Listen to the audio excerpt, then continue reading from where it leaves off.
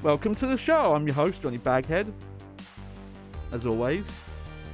And it's a Tuesday. First, this is a reoccurring thing, but I have to apologise. I missed the stream again. I was not feeling great Saturday. And I ended up not doing a catch-up stream just because I was working on some stuff off-stream that hopefully will be ready soon. But I won't spoil too much, but there is a cool slideshow presentation I'm working on that I hope people enjoy. Well, it's a thing I've been planning a long time, but I want to cover more stylish action games or attempts at stylish action games, and here's the problem though. It's a genre that even a lot of people who love the genre don't really know what it means, and I've got a cool presentation planned, as well as something to help with categorization, but it's not quite done yet. But when that is ready, we're going to start Van Helsing, because I've been on a big vampire kick recently, and it is, oh yeah, like Beautiful Joe, that's a great example, which we will have to play as well on stream at some point. Davidson's in the house. Davidson's running wild. if you know Davidson, you know. Yeah. But we're going to be playing something a bit different. We're playing the last 2D Metroid that we haven't streamed yet, which is Metroid Fusion, aka Metroid 4. Yes, this is technically Metroid 4. When you start up the game, it actually straight up says Metroid 4. But yeah, this was an early, I don't think it was launch. I believe, funny enough, Castlevania Circle of the Moon beat, that was a launch title. This was a bit later, though still early on. Actually, no, sorry, Wario, this is built on the Wario 4 engine. I just remembered that. There's some like leftover sprites from Wario 4 for the GBA on this game.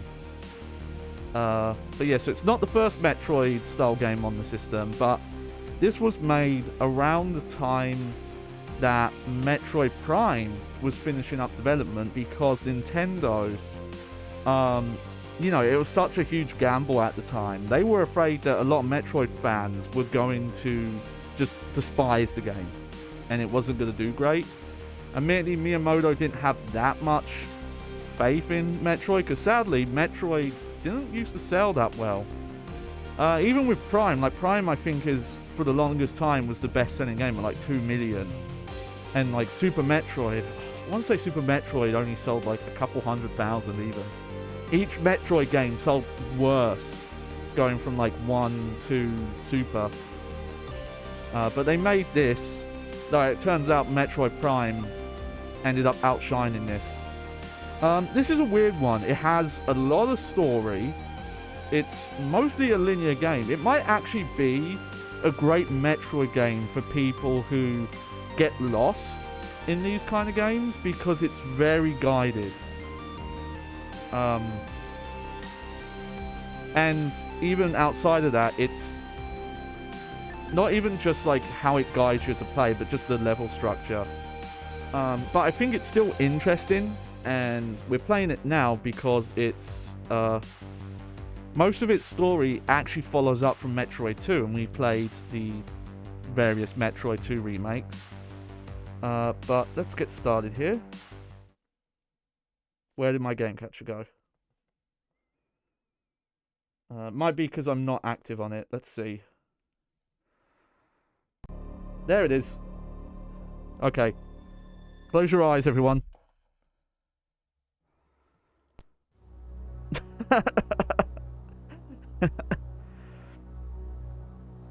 See? I didn't lie. Metroid 4. I told yous. I told yous. But yeah, we'll watch the intro here.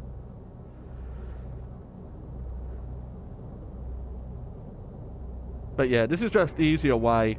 I have GBA stuff, but I don't have an easy way of capturing it. I would have to get a hold of all the GameCube GBA player stuff, or I think that'd probably be the only way to play it hardware-wise.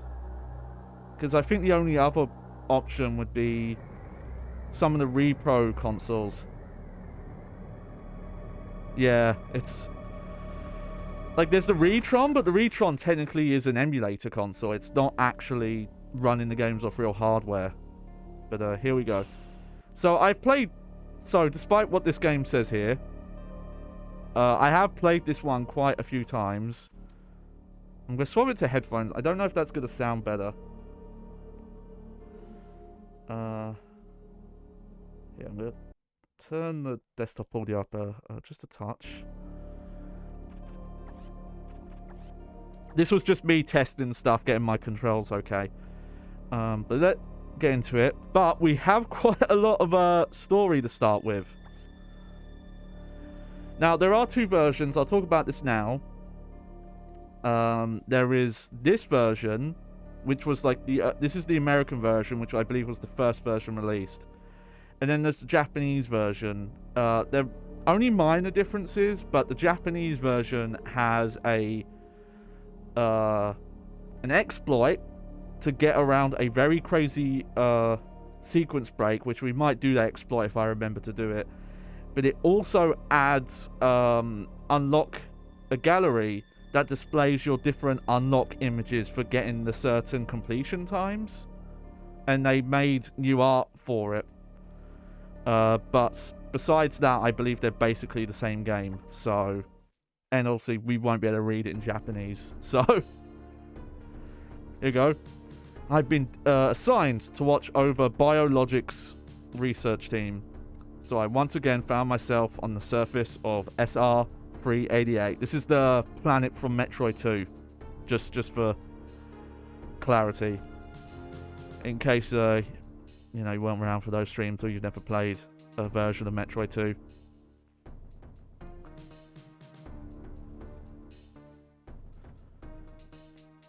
It's kind of funny because this intro is like technically the first time Metroid 2 was remade.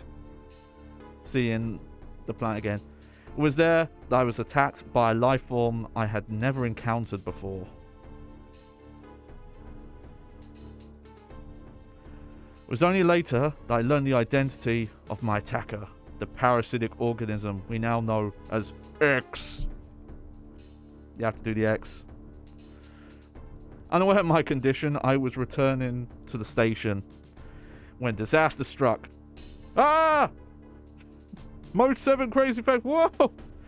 Once the X had infested my central nervous system, I lost consciousness and my ship drifted into an asteroid belt.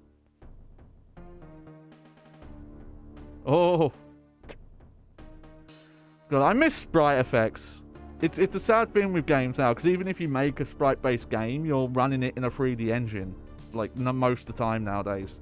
Because it's way easier. The ship's emergency systems automatically ejected the escape pod before impact. Biologic's vessel recovered it and transported me to the Galactic Federation HQ. I have no idea what Biologics is, by the way. If that was lore mentioned in Metroid 2, I missed it. However, during the journey, the X multiplied within me, corrupting large areas of my power suit.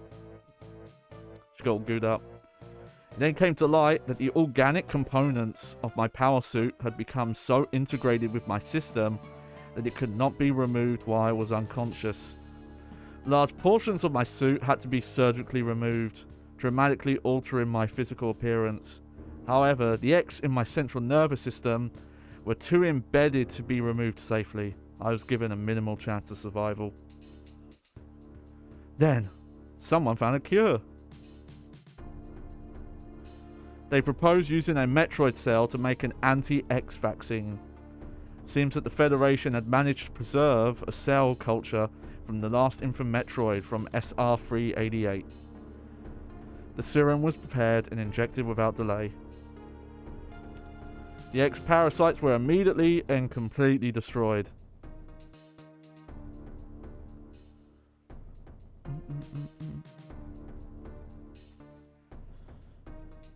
Here we are.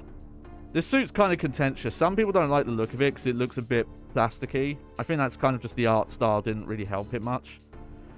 As for me, one life ended, yet I survived, reborn as something different.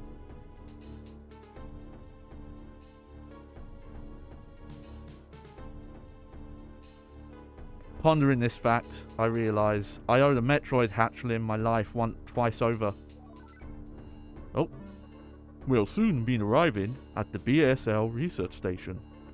I must prepare for docking. The ship's computer had notified me of our approach to the Biological Space Labs, or BSL, research station during my surgery. The research team sent the last batch of creatures we captured there, as well as my infected pieces of my power suit. After regaining consciousness, I learned that an unexplained explosion rocked the station. For some reason, this awoke a nameless fear in my heart, and now I am being sent there to investigate. My mission on the BSL station will be overseen by my new ship's computer. Following the command of this blunt, computerized CEO is something I have to bear, as it was a condition for my taking the ship. For someone who dislikes taking orders, this is the second time I found myself having to do so. It makes me recall my other CEO, Metroid Other M. Ooh. Yeah, that's the hilarious thing about this game. It's a precursor to Other M. it's actually, its lore is deeply tied to Other M, which is a shame. I still don't know if I'll ever play that game. I really don't want to. But we'll see. There's been an explosion in the quarantine bay. The bay currently stores capsules containing recent samples from SR388, as well as parts of your suit infected by the X-parasites. The cause of the explosion is yet unclear. Investigate. The quarantine bay is here. Move quickly and quietly. You are still unable to use most of your latent abilities. Don't forget that, Samus. Stop at the navigation room on the way. Uplink from there. Is your objective clear? Yes. Now, go to the quarantine bay. I should preface that Metroid Other M isn't a bad game. It's just really underwhelming for what you would want out of a Metroid game. The weird mandate that they had to only use the Wiimote sideways, so you couldn't have analog control, and the limited buttons. The dodge system basically making the game too easy, because as long as you were pressing a direction on the D-pad, which you would basically be doing all the time, you can dodge any move. And that story, and them like giving Samus this like damsel in distress personality and like mother complex, it was really weird. Though I found out that some of the character was rewritten. The English version is way different, even though the cutscenes are the same. A lot of the dialogue is very different for some reason, which is really weird. I don't know why they would have, like, apparently she's more like stoic and blunt in the Japanese version. I need to do more research on that though. Actually, that might be the third birthday I'm thinking of, actually, which is a very similar case there. You know what? I just did that. I don't think I can go down that way yet.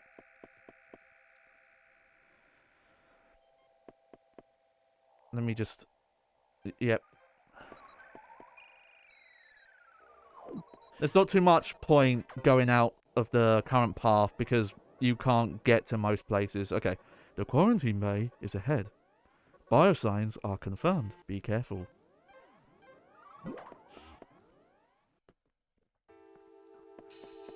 When I say this is a precursor to Other M, I'd say probably the structure as well is a bit close to that, because this game, outside of one developer intended sequence break, there are no sequence breaks in this game. And that's not just, oh, there's no paths. The programming doesn't actually let you sequence break. Because the way the programming works is a very set logic where you have to hit story points or objects just won't spawn. Like, you can't get, say, bombs before you get missiles and things like that. Because they literally don't spawn until you hit certain story points. And if you know the story of Other M, it's mentioned here. It's not told slightly different. Like the details are vague. But it's weird. This is unfortunate news. The specimen brought back by the field team were infected by X parasites. The X can mimic its prey. Any specimen could have hosted it. Before the explosion, a security sensor scanned one. The gelatinous X parasites invade and rapidly reproduce, killing the host creature. They also absorb DNA and use it to mimic the hosts. You were almost killed by an X infection. Only the Metroid vaccine saved your life. It seems Metroids were the main predators of the X. That's why the vaccine worked so quickly and so well. But it has also changed your cellular makeup. You will never be infected by X again. In fact, you can now absorb any free-floating X parasites without a host by merely touching them.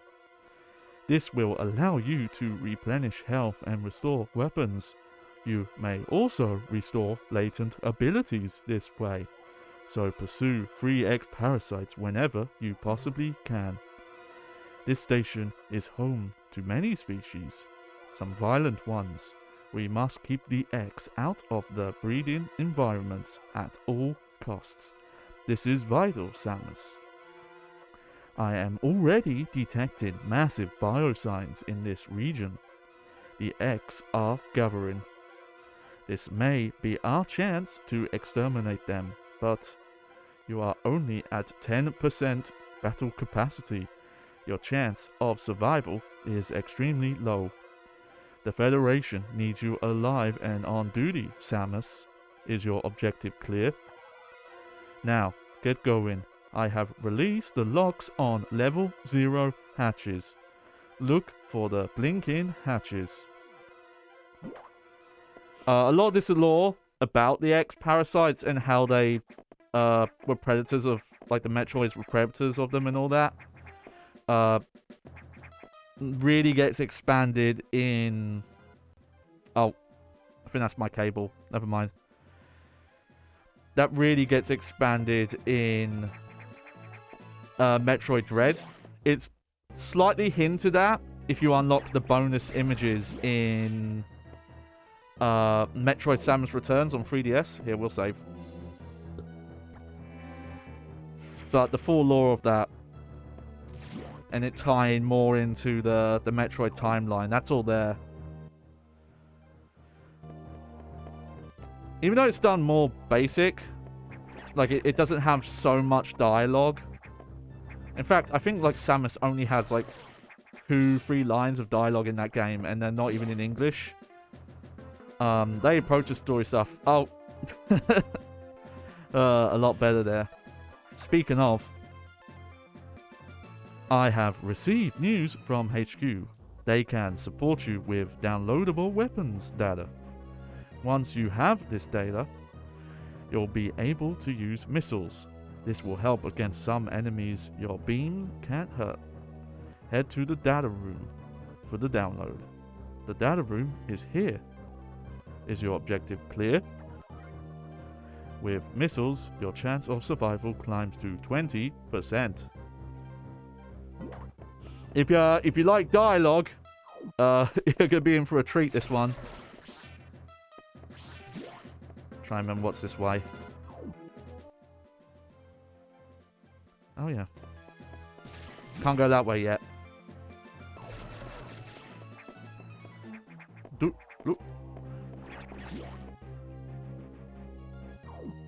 Now, we do have the wall jump, but this was like the first game where they kind of nerfed it a bit. Where you can't climb up, like sheer vertical walls as much, I don't think. That computer reminded me of this gruff Federation CO I served under named Adam Malkovich. Malkovich. That's how you say that. He called me Lady on missions. From anyone else, it would have sounded sarcastic, but Adam made it sound dignified. Out of respect and with some irony, I named the computer after him. See, it's that upper M. It's creeping. We can't escape it.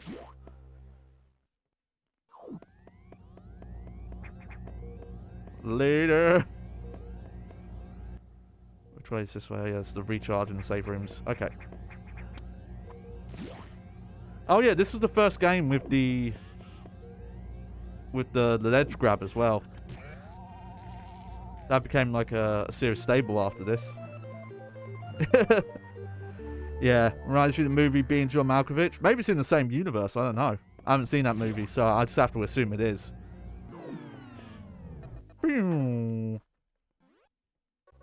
Electrical interference has knocked out the elevators on the main deck. This actually isn't how Adam sounds in Dread. In Dread, he has like a voice like this, kind of, I think. This may be related to the X. I'll work on it. As for you, try to find another way to the target. It's located here. I'm reading huge biosigns, so I hope your missiles work. To reload missiles, you can use a recharge room or absorb a special type of X parasite. You'll see them. Try it out. Missiles are your only hope. Don't hesitate to use them. Now, find a way to the target. Alright.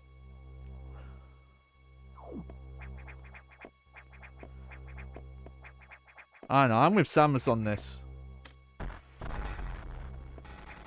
I don't want to like the CR either.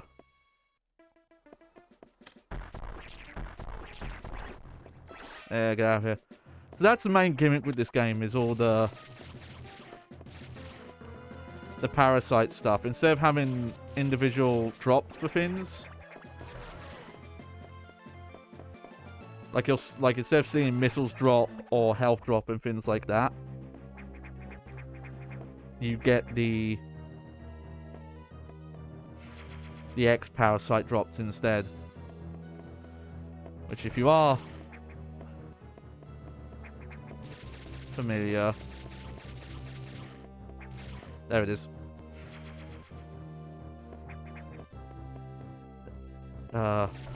With Dread. So it's kind of spoilers, but the X parasites do show up in that game as well. Yeah, that's just safety save. Won't hurt.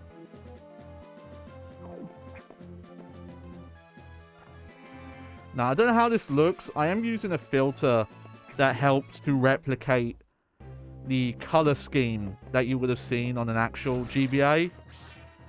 Because GBA games tend to look a bit more brighter, like in tone. Like, they're not as saturated as if you're kind of used to seeing them on emulators. Even like official Nintendo emulators, they tend to look more saturated than this. I'm not using any sort of scan lines though, because I find that stream encoding tends to make those look a bit weird. They don't encode very well.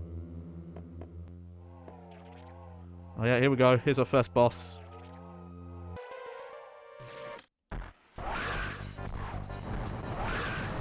Oh. Oh yeah, I should have jumped there. It's been a bit. This is actually a boss from Metroid 2 though.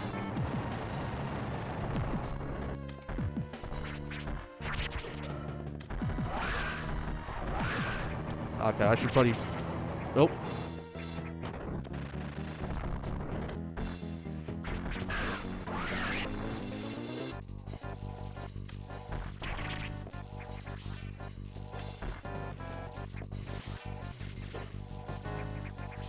Alright.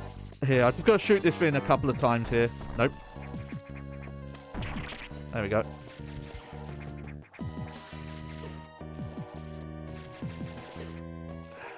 There we go. Give me a...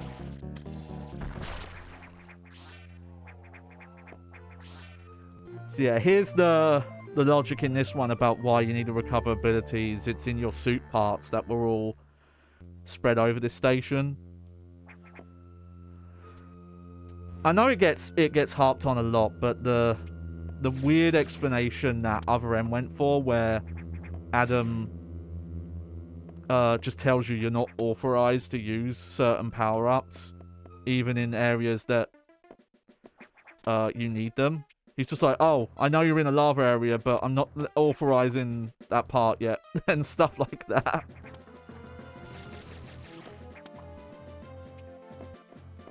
I don't know, I think they could have come up with a better justification, and heck, they have.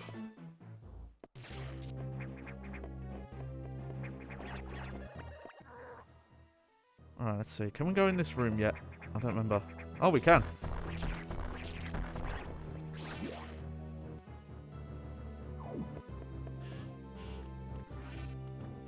Ah, didn't need to though.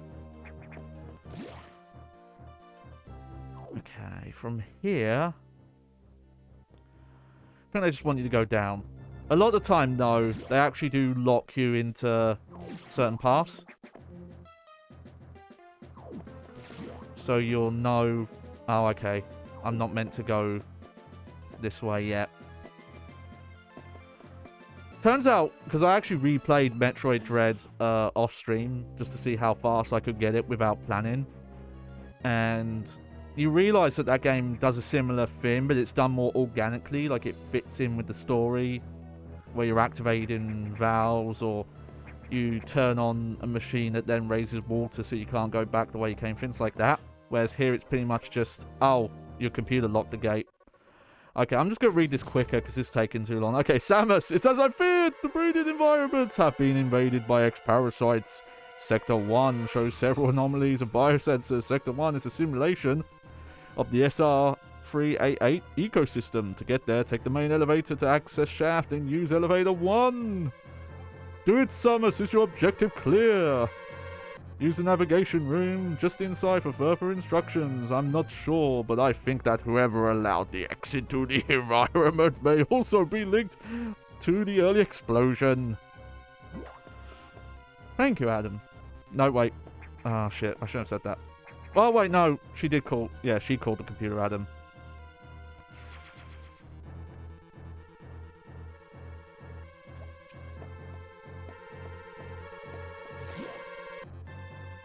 That is his name. Oh, not that way. Oh, we need to go up. Okay. Too cold in that room. I feel that. You know when it's like so cold outside that you go outside and you start taking damage? Yeah, let's try down... Oh no, that was the ice room.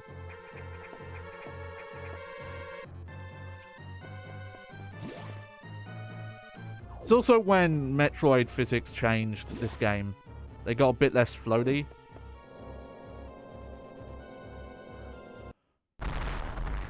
Oh, here we go.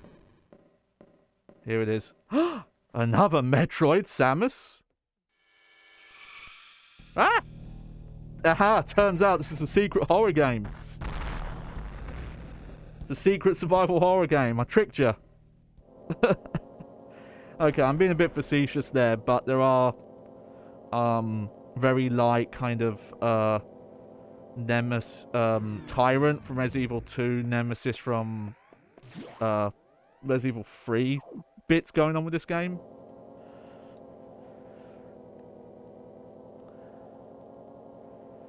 There was a ROM hack version of this I was considering playing, where it redraws some of the sprites. It makes the font a bit more readable, and it also speeds up the elevator animations. But I just thought, nah, we'll just go purist today.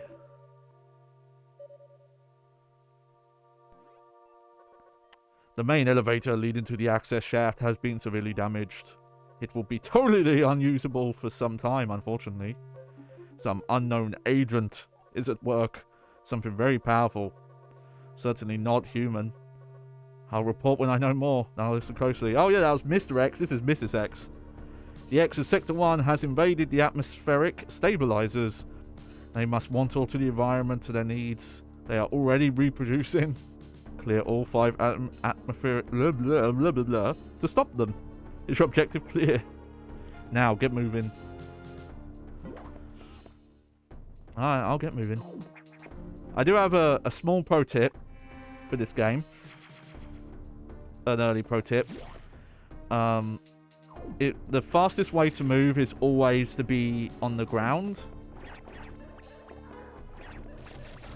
Jumping makes you lose speed. Hang on. I should check. Okay. So that's already one thing this game does different. Like every time you come to an area, pretty much they show you most of the map. They don't show you it all, to be fair. There are... Hey, come here. Ah, whatever. There are secret areas, kind of like, oh, these aren't on the main map. They won't show you, but for the most part, they do. Okay, if you look very carefully here, you can actually see that one of the sprites for the junk covering the vent here is a GameCube. It's in the top left there. In case you've never noticed that before. It's kind of an ironic self-own there. To be like, oh yeah, here's a GameCube in the junk. Which is not fair. The GameCube was an awesome system. It just... little bits about it made it, unfortunately, not do very well. But yeah, so... these are all Metroid 2 enemies, funny enough.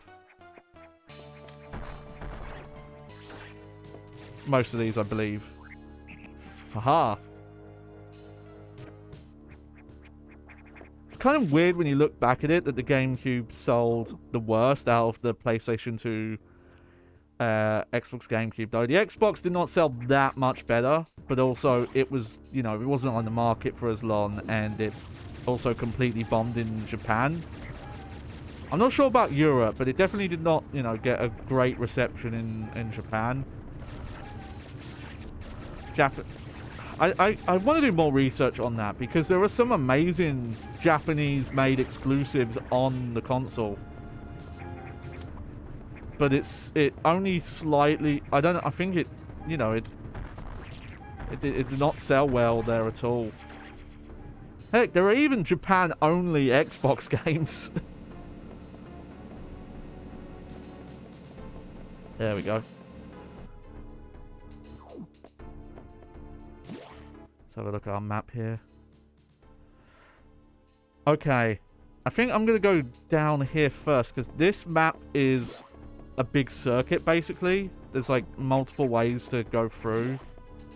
But I think this is the better route.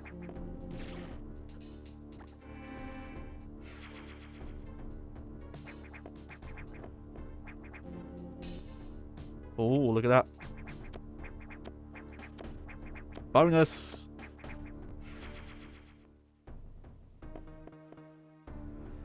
Actually, I think you can...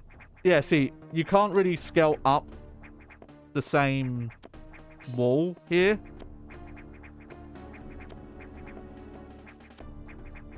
Because your momentum pushes you away. And if you try and course correct, you see you kind of just go back down the same way you came. Which is very different from Super Metroid's wall jump. So that's already one thing you can see they toned down to to limit sequence breaking. But again, it's more just hard-coded into the game. Oh, never mind. We can't go this way yet. You know, I'm thinking of a later part of the game. But hey, we got the extra missile. Missile? Yes. Oh, yes. We got the extra missile.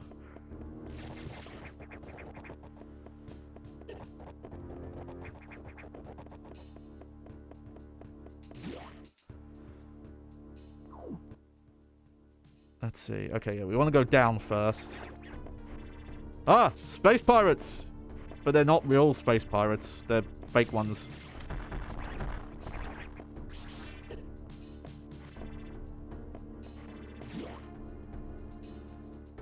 Are you going to beat to the mic? We'll try, because I can get through this game quite quick. And I probably won't go for 100%. Because admittedly, getting 100% in this game it's probably the most annoying to do it in. Because you can get progress blocked.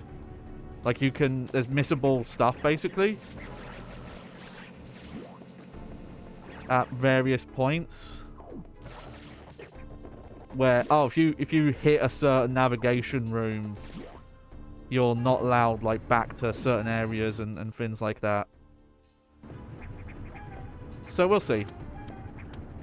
Plus, you know, we're reading the dialogue. Oh, I should have done this. Oh, I just remembered, sorry. The Japanese version, I believe, adds hard mode. I think hard mode might be exclusive to the Japanese version. Maybe I'm wrong. Either that or there's an easy mode. It's one or the other. We'll see when I finish this, I guess, because I don't have a complete save on this. Let's look. Oh, yeah. Let's see what's in here.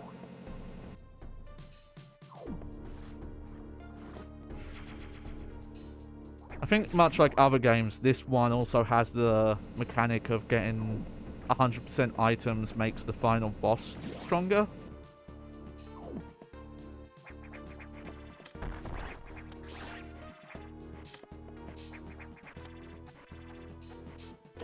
Oh.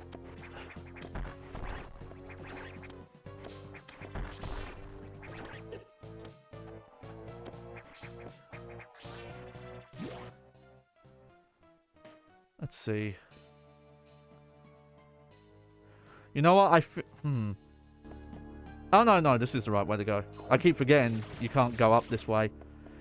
Some people didn't like it. I'm going to say I personally actually think that the map system in Dread, where they actually give you, instead of just giving you the generic cubes, like the map's made up of blocks, it's actually shaped to how the map's shaped. I think that's better, because you don't run into situations like that. Where it looks like, oh, those rooms are connected, and they technically are connected, but no, you can't go through them.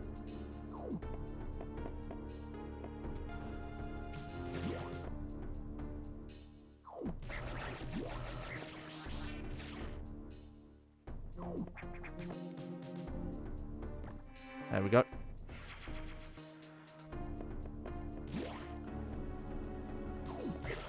Oh.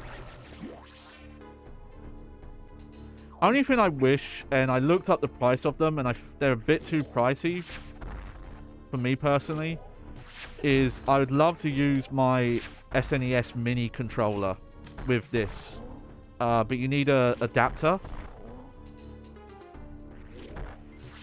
And it costs, I don't know how much it costs, because I'd have to do price conversion, but it looks like it would cost around $25+.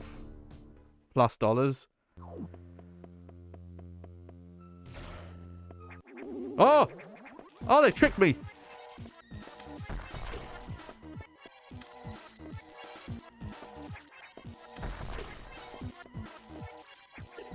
Ow. Ow. There we go. I do like that the bosses will represent the ability you're about to get. It's fun. So here we go. Got the charge beam. Unironically, one of the strongest weapons in this game. Not for all fights, but for most fights, the charge beam is unironically the strongest weapon. I think the missiles are still stronger for the time being, but by a certain point, once you get enough beam upgrades, that is not the case anymore. That's always the fun thing about Metroid games, is how the damage numbers work, because it's not consistent. Nice. Like, you'll play one game and the charge beam will be the strongest thing, and then you'll play another and it'll be a missile type. Okay, alright, now we can go this way. Because we have these one-way doors.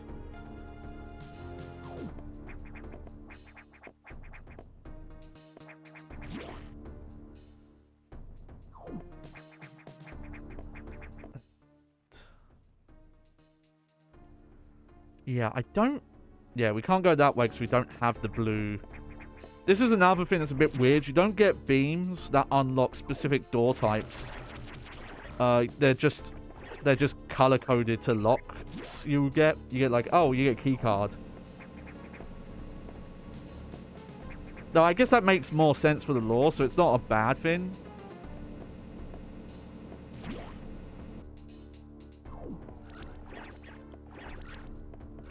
That's an example of speed. The best method to get past there is just to tank the damage and go. I've never really fully committed to trying speedrun stuff, but I've always had an interest. There's a chance I will someday. No, I'd have to pick a game I'm really familiar with, which is not this one. Alright. Atmospheric stabilizers online, but many X have already made it to the other sectors, it seems.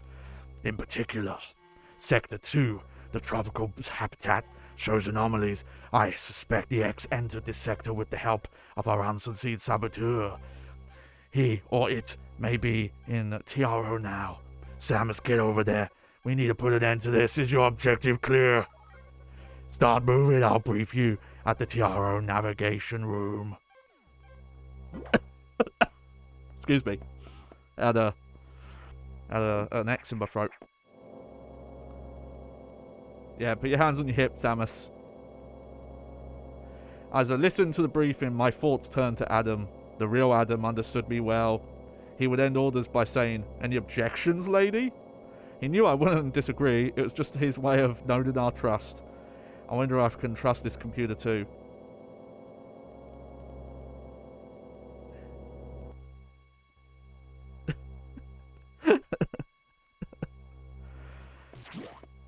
I can't help it. This game references what would eventually be the story of Other M's so much, I have to keep poking fun of it.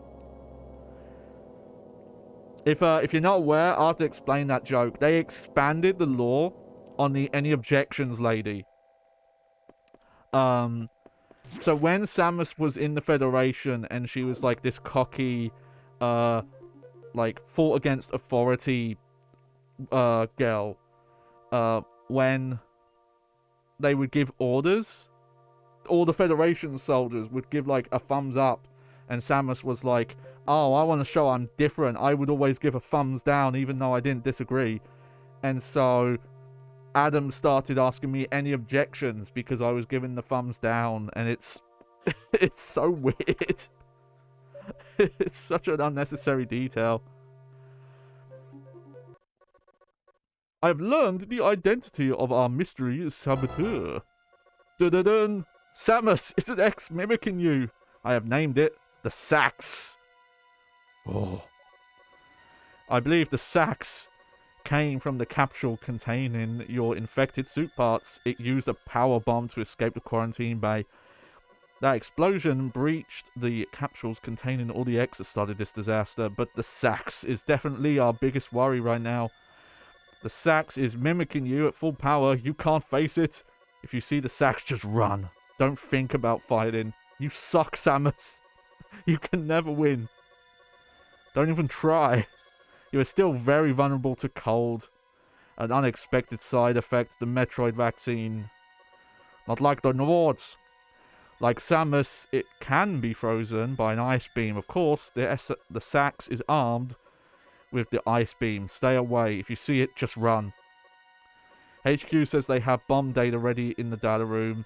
Bombs will help you find a way out if the Sax traps you. The data room is here, but it's sealed with a level 1 hatch. You'll have to find the security room and release the level 1 locks. But per safety protocols, it's not marked on the map. You'll have to find it on your own somehow, Samus. So first, find the security room and unlock level 1 hatches.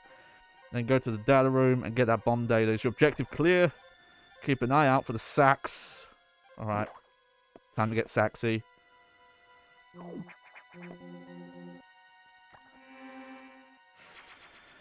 This background is still really impressive though. It's really good sprite work. It's the fun thing about the Game Boy Advance is that we basically got an extra era of 16-bit graphics. Specifically like 16-bit sprite graphics that we wouldn't, you know, we wouldn't have got otherwise.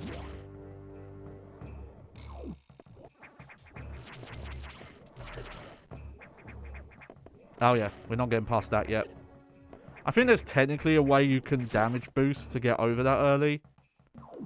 But, I ain't doing that.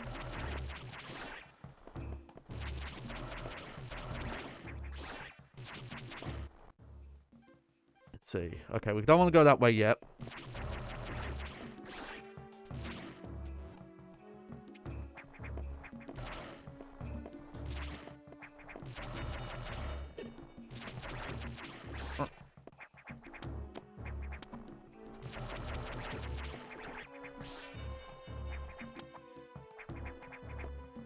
Yep, another lock. So yeah, they don't entirely handhold. They will in some instances like this. They'll ask you to go places and they'll say, oh yeah, it's not marked on the map.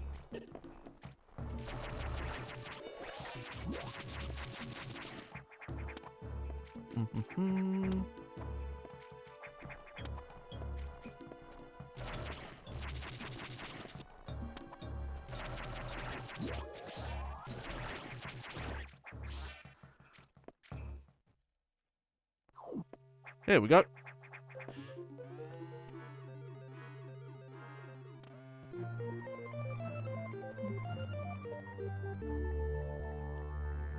Nice. There we go.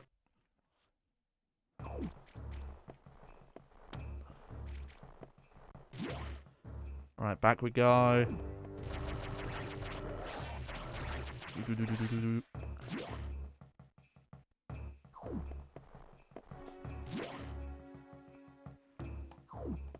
Oh.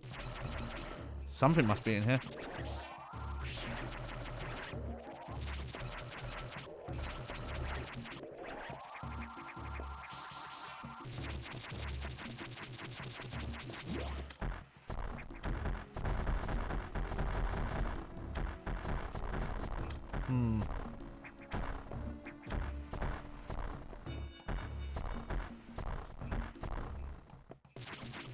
Huh. Okay, never mind. I think there is a breakable block somewhere in that room, but unfortunately I could not find it with my haphazard shooting strategy.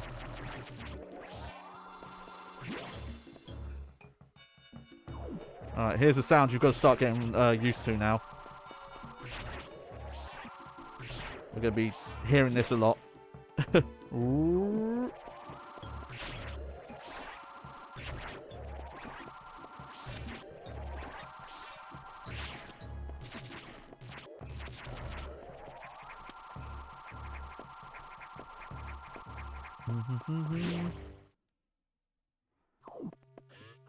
There we go.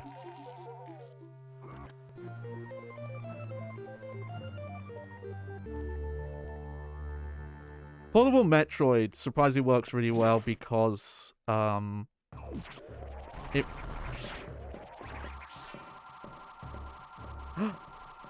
Did you hear that? It really kicks up the rate that you get new power-ups and progression extenders. Maybe that's a weird term for it. But, you know, stuff that helps you with progression. Like, I think that really helps for a genre like this.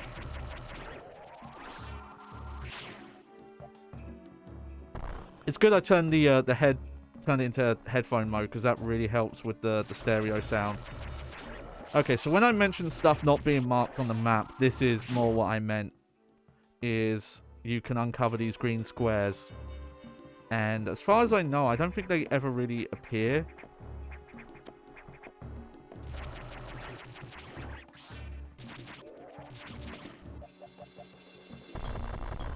From the scan rooms. I wonder why you're allowed to go up that way. Alright, gotta do some little bomb jump.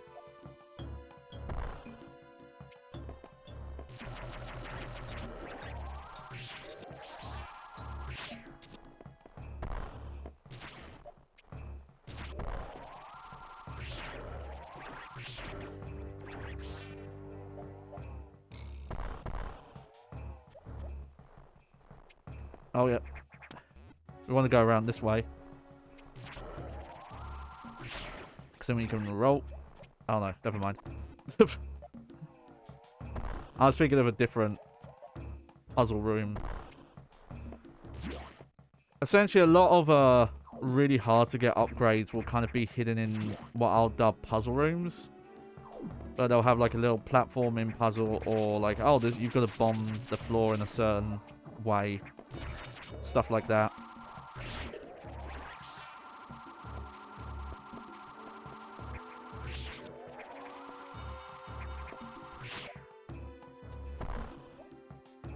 Here we go.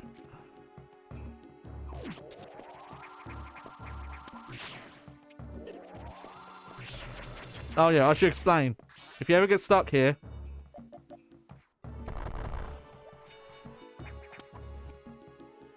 it's kind of a weird bit, but that is the intended strat there.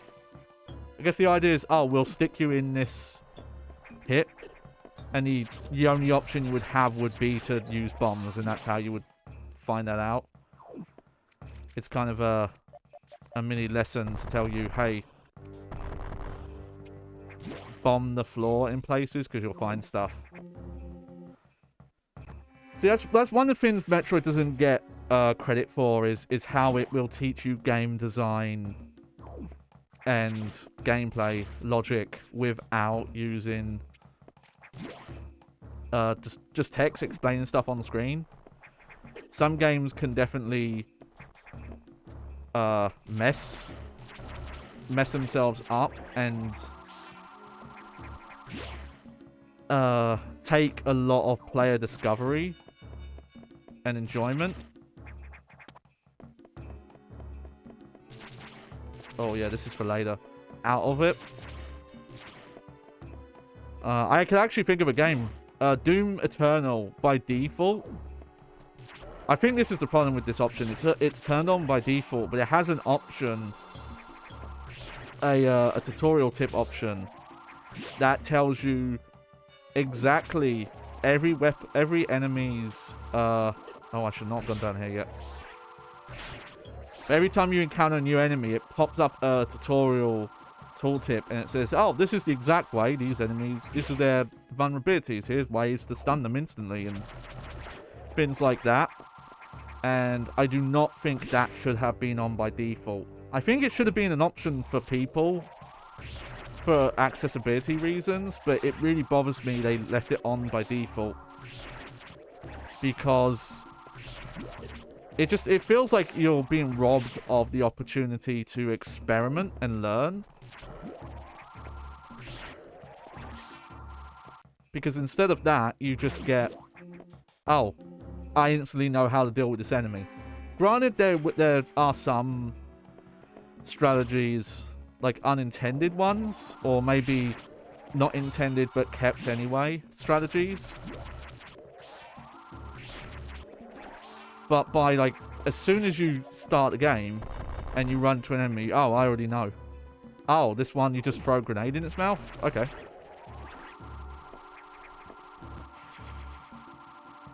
Nice.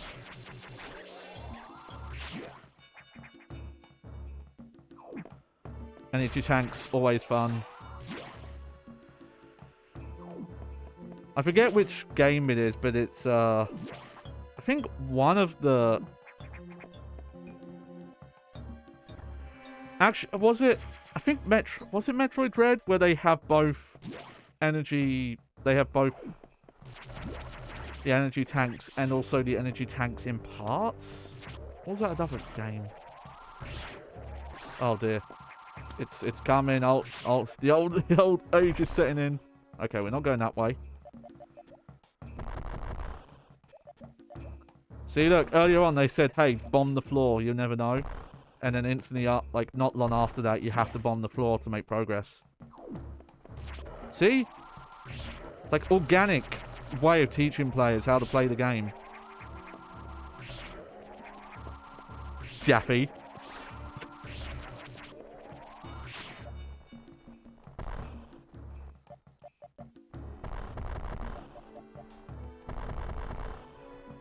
Oh, yeah, yeah. Okay. This always happens every time I do this bit.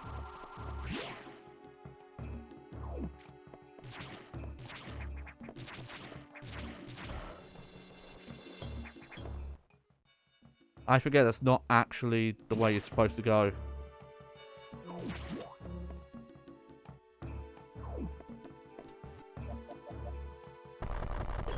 Was it here or was it the next room?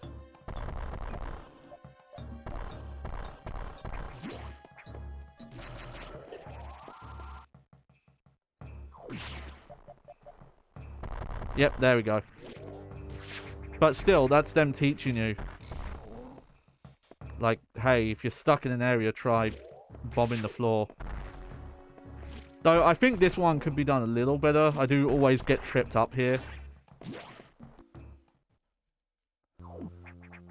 But it's a, you know, it's a teaching moment.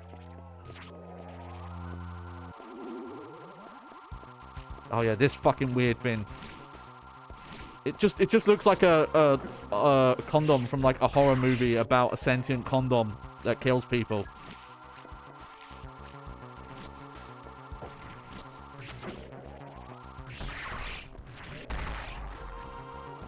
That's the pro strat there.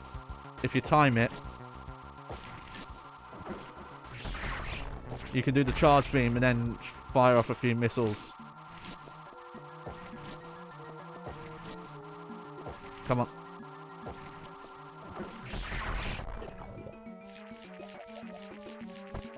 Yeah, let me out. Oh. I should have done that.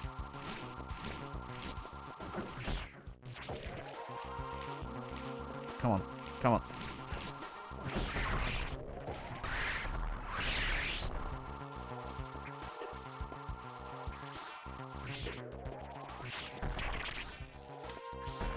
Okay, so yeah, you do need to missile these, but if you shoot them with the regular beam, they drop extra X parasites, so it's fine.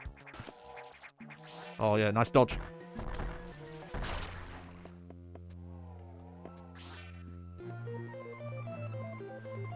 High jump and jump ball. Woo! Look at that. But yeah, I do like this bit of the game because it's probably the only part where you get some freedom to kind of go your own way.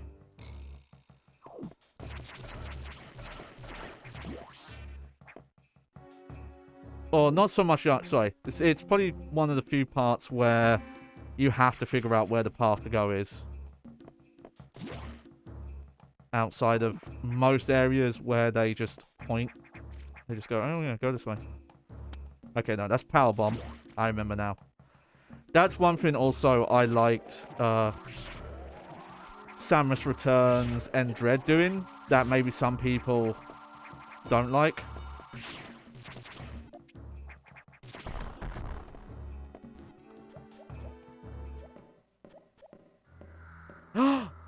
Oh.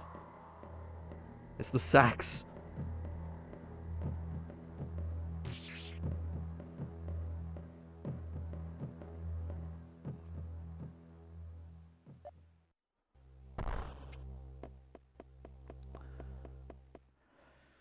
Funny enough, you can see what I guess would have been the early attempts at what would eventually be the the EMMIs from Dread, because those are done in a more dynamic way, where they're crazy strong enemies that stalk you that you have to avoid, and they can hear you and things like that. You'll see some of the early design for them here.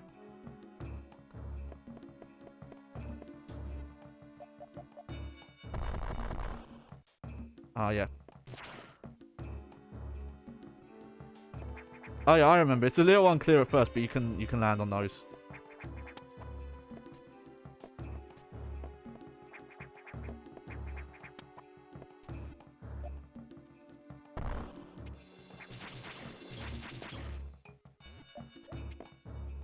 I'm not sure if that's the way you meant to do that, but hey, it worked. Excuse me, sir.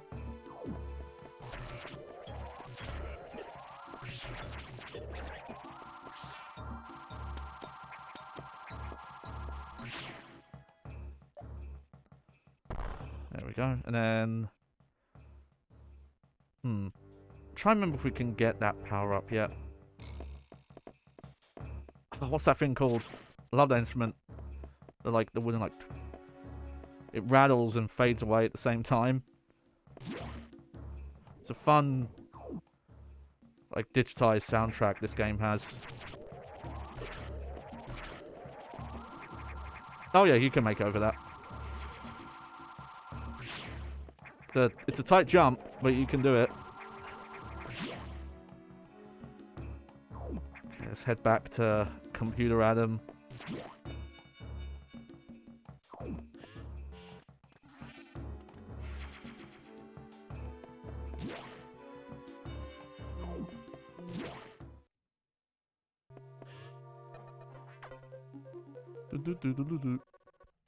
Samus, we've got trouble. Releasing the security lock may have been a bad idea. The Sax has invaded the water environment in Sector 4. Aqua. With several thousand X. With the blue hatches active, the Sax slipped in easily. The creatures and systems in Sector 4 are already showing multiple irregularities. I'm currently investigating. I'll brief you in the navigation room when we arrive. Is your objective clear? Now, head for Sector 4.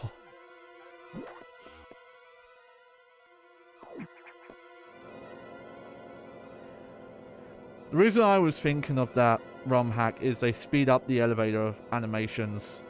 The Sax, an enemy with my strongest abilities, but does it have a reason? Probably not. It's just a killing machine. In my current state, I can't face it head on.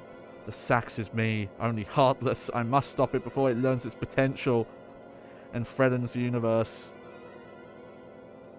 I like that line, because that's Samus saying, hey, something as strong as me could completely destroy the universe.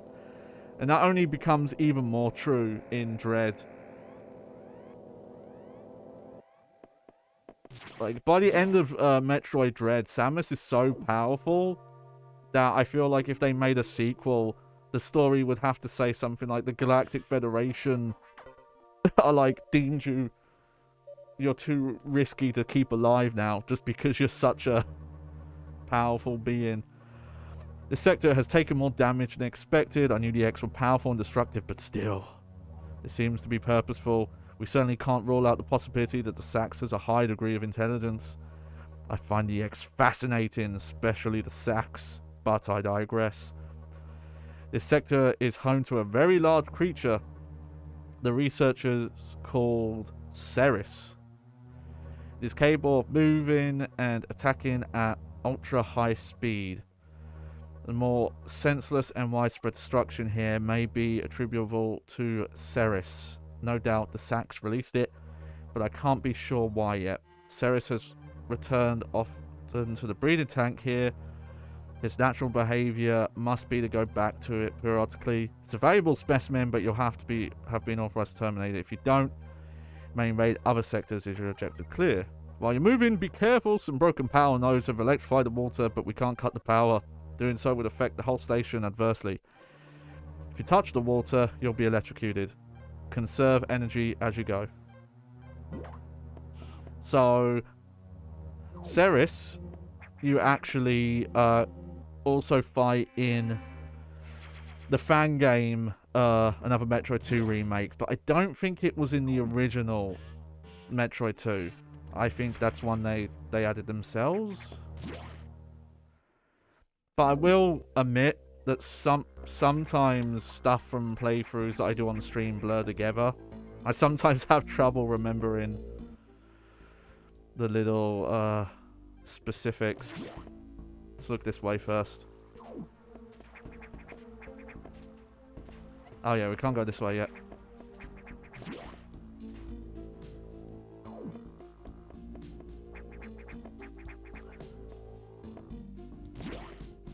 Yeah, that's what I mean though, by like the more limited progression and level layout. Oh yeah, I forgot we can already jump and plant bombs.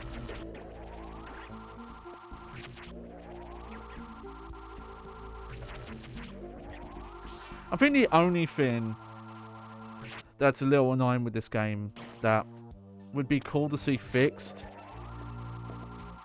is because of the resolution of the GBA. The screen space is quite small. You're quite limited in how much you can see at the screen. And in fact, I think it makes this upcoming boss harder than it needs to be.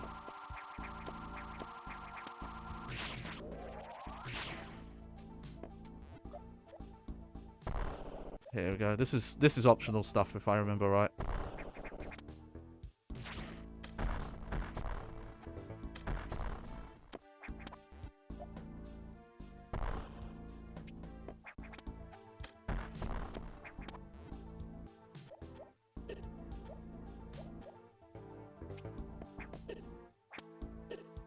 Oh. Balls. Here we go. This is an example of that puzzle room stuff I was talking about. Oh, what am I doing? Wall jumping is a lot easier in this game. I should not be messing up any sort of wall jump. Okay, you can't ledge grab there. My bad.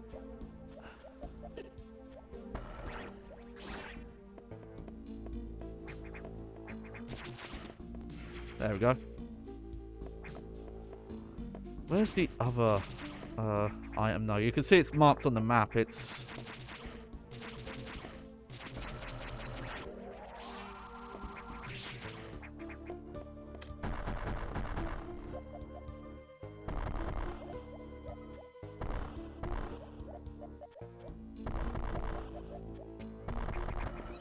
I always forget where this one is. Oh, you know what? It's right here. Took me a sec, but nah, I did remember.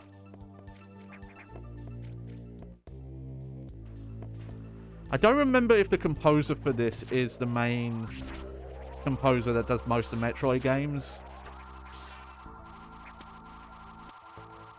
We'll have to see. But I really like music in this game as well.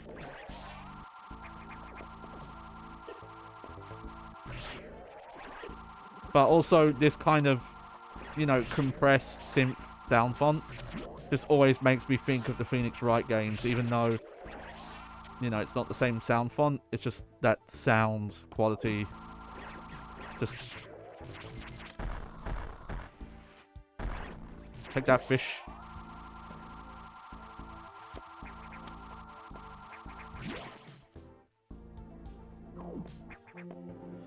I wonder how you would do that. How you would, yeah, see, that's the thing. about kind of the screen space. You would probably have to remake most of this game, because see, rooms like this are meant to display on the one screen. But rooms like this are the ones where I'd want it to zoom out.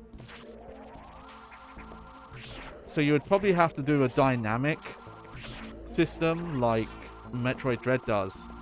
Also, Samus Return does to a certain extent as well. The camera pans out for the Metroid, like the Alpha, Omega, Beta Metroid fights. Nice. Okay, we can't go that way. Oh yeah, we have to go down and around, I think.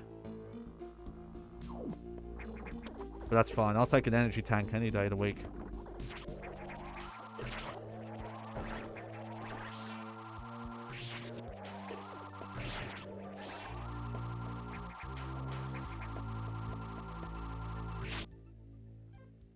Yeah, okay.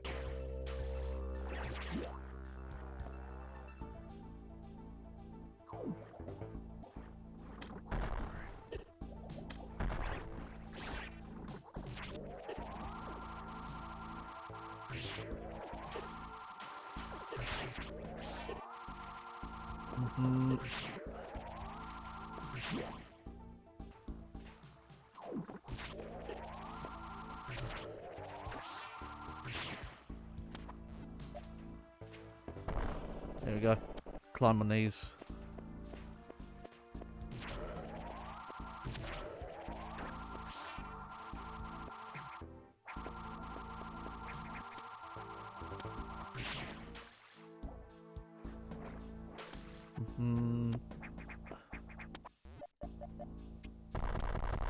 Oh, maybe we don't go up here yet. Oh yeah, we don't.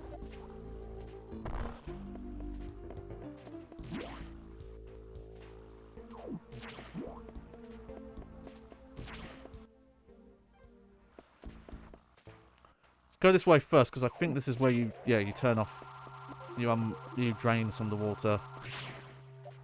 Oh no. Oh no, we can't go. Okay. Sorry, I'm getting the order of this game mixed up.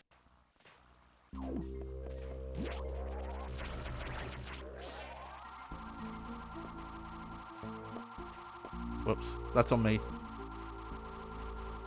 Alright. And then...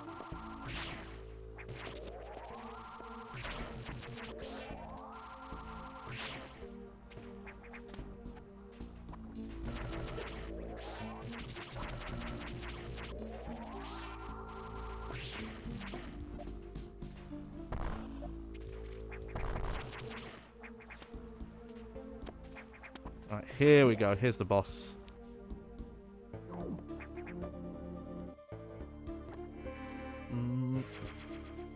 Alright.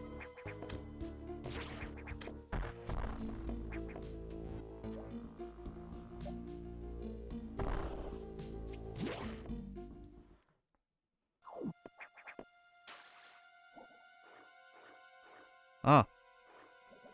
Well, this creature looks dead, so I guess we don't have to fight it then, huh?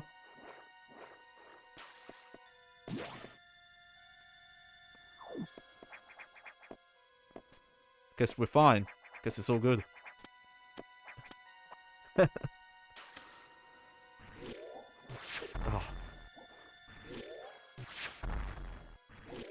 Come on. I think this is entirely RNG what if you get shot or if you get the eyeball.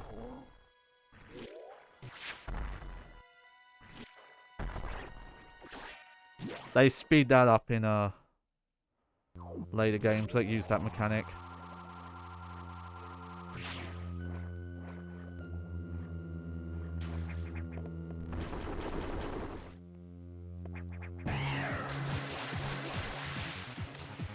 Oh yeah, so here it is. See, this is the boss I'm on about, that...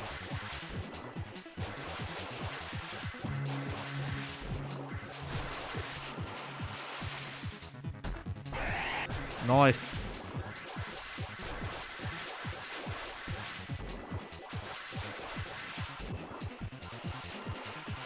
That's unfortunately really hard to see when it's off screen because of the zoom in. I guess you'd have to like remake this game in a 3D engine and do sprite scaling to zoom in and out.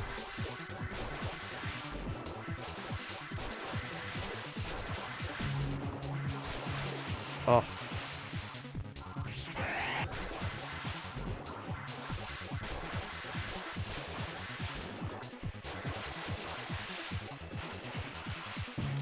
I actually don't remember if missiles or the beam are stronger right now. I think the missiles are still stronger right now. There we go. But admittedly, that boss is a lot easier once you know how to fight it.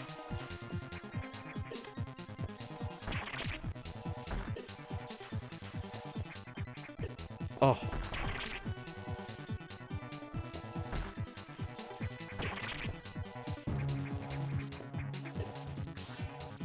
Stop it.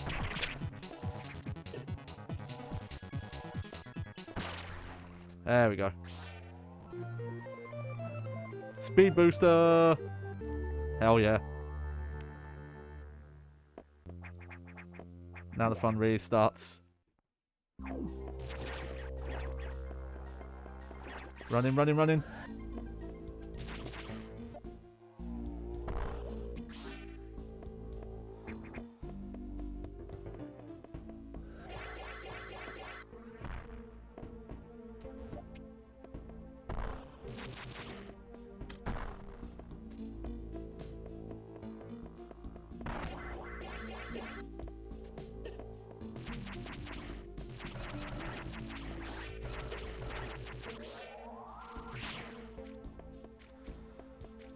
There we go. Okay, yeah, probably did that in the wrong order going up there first, but whatever. Yeah, we'll safety save. Just if anything happens, you know, stream going down, anything like that, don't have to redo anything.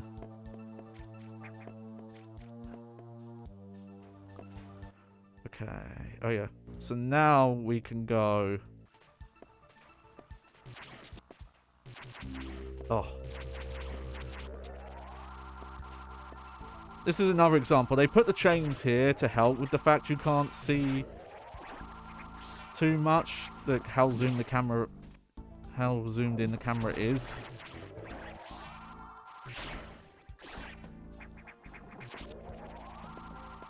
But it only, you know, only helps so much.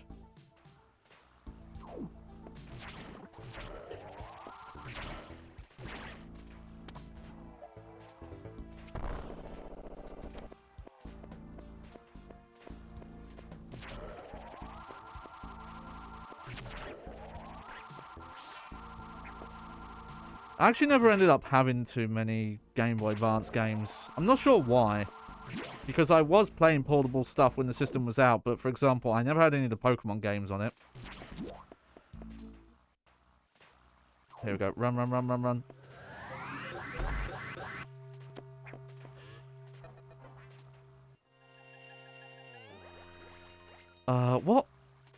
What Game Boy Advance games did I have? Because I never had many. I had one of the F-Zero games.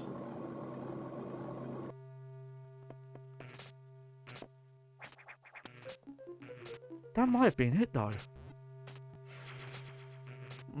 I have more nowadays.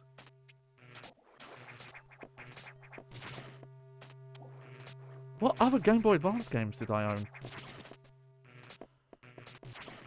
That's really weird, I can't think of any.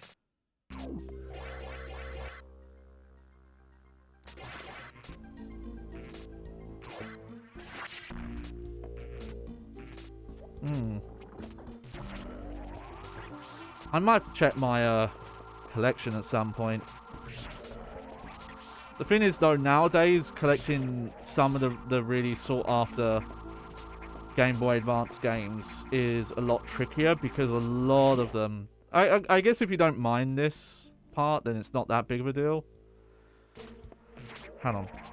Just for prosperity, what's in this bottom corner here? Okay. But a lot of them nowadays are reproductions. Especially Pokemon games. Like, most of the... apparently it's very common if you're trying to find a GBA Pokemon game that you'll actually be buying a reproduction cart without either the seller knowing that it's a reproduction, or the seller does know and they're not saying, because obviously the reproductions aren't worth as much. Though, of course, when it comes to game collecting, it's all made up value numbers. It doesn't really mean anything. And it's a very dumb market. I always reference it, but there's a version of Legend of Zelda on NES that, because the box has a specific sticker on it, it's worth like 10 times or something. It's something ridiculous. It's worth like a ridiculous amount. Oh, okay. Alright, so it's a mechanic that the game doesn't actually teach you outright, because you don't actually need it to finish the game. But you can store your charge by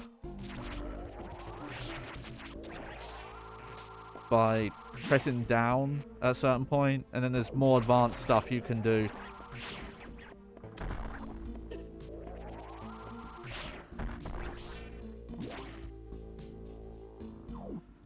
Oh yeah, we're going to the... I'm going to hit the recharge room quick just to get full health, and then we'll go to the data room here.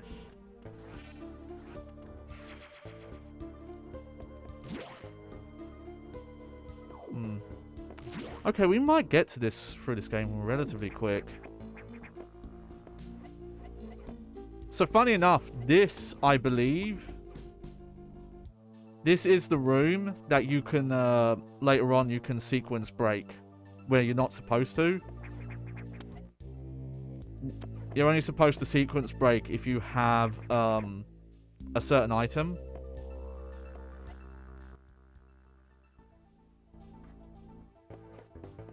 It's the diffusion missiles, I believe. Oh. But I think in this version, you can get around it. So I might try doing that just to show it off.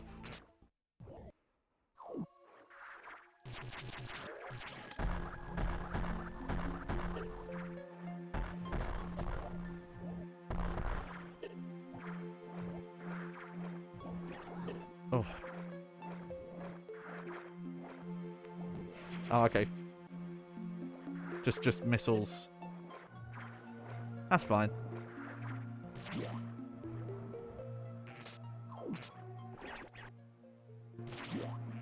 We'll go this way then.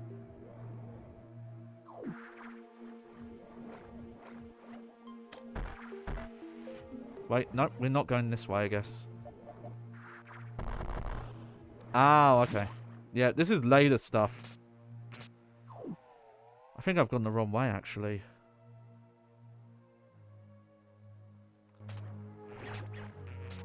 Maybe I'm supposed to leave this room now? Maybe I'm supposed to leave the area now.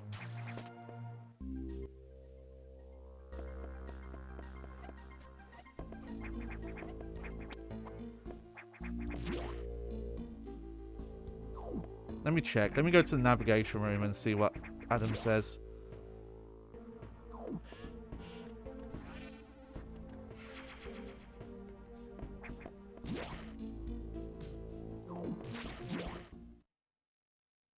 Oh, yeah. Okay, I was getting ahead of myself. So, Cirrus has been infected by the X2. Well, as a result, you've recovered another ability. At this rate, you may be able to face the Sax yet, but that's still a ways off. HQ has more support data. This time, it's a missile upgrade. You desperately need this. But the data room here is sealed with a level 4 lock, the highest security level. Let's avoid opening sensitive areas unless it's necessary. Also, the route to the data room in Sector 2 is blocked by still more Sax activity. I note deliberate activity pattern as if it is blocking your recovery intentionally. Samus, it looks like your best option is to download in Sector 3. You will find the Pt.1 data room on your map after using the navigation room. Yeah, is your objective clear? Now, head for Sector 3.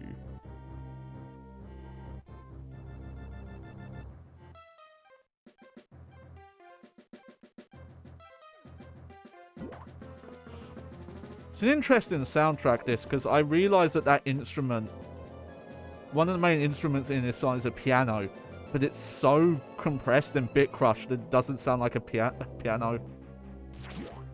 And you don't really associate, like, analog physical instruments like a piano with Metroid music, really.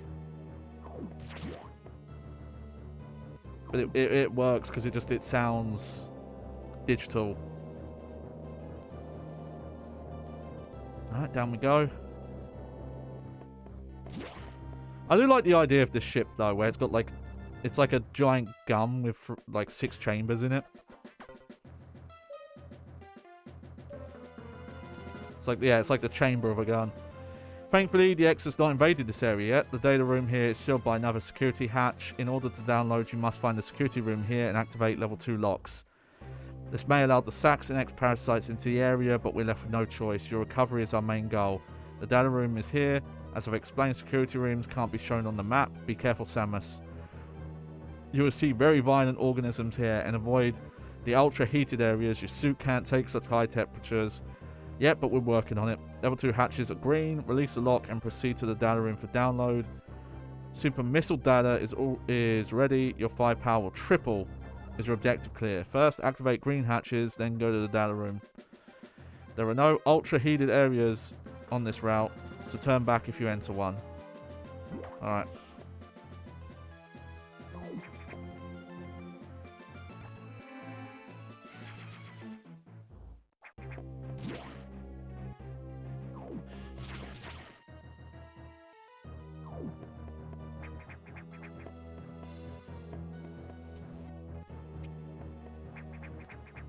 Yeah, not going that way yet.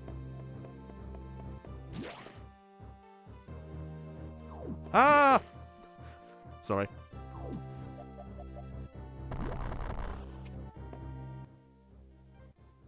Okay, anything in here? Okay, it's not exactly a piano. It's like an electric piano, though. Oh.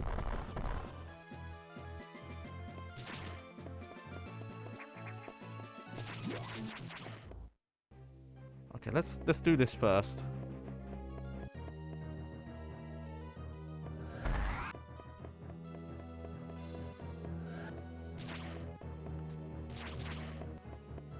Okay, this is kind of tricky, this one, but there we go.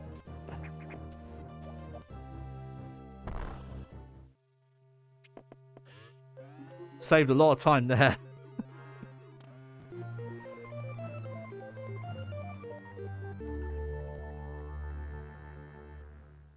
Trying to think how you would figure that out if you didn't know already. I guess you would try this. Yeah, you would have to try bombing that, or... Okay, not this game. In some games, missiles... Oh, there they are.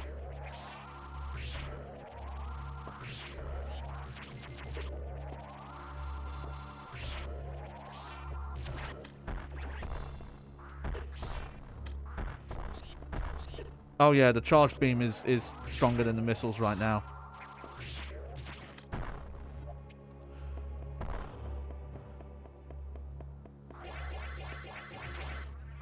Whee! I'm just showing off because I know how to do the I know how to do the mid-air shine spark adjustment. It's a weird input. When there's an actual, like, required reason to use it, I'll try and show it off later.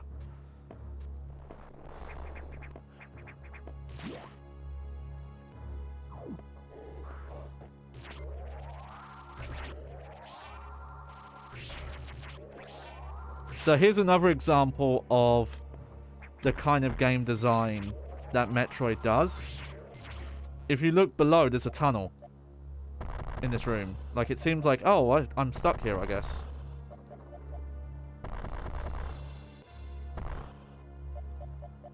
But there's indications that below there's a way to go. I'll try and remember where it is, though.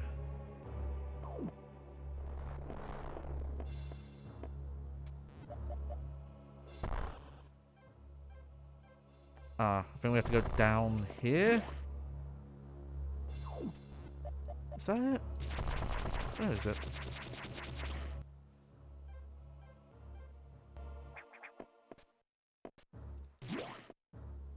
Oh no, this is a lava room.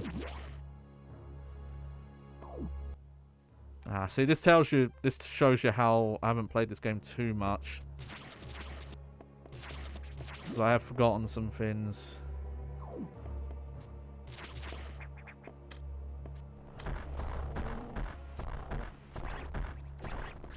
Yeah, I overcomplicate it.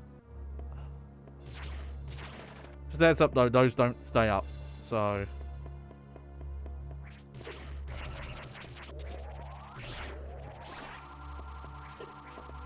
The main difference with the missiles is you can fire them faster than you can do charges.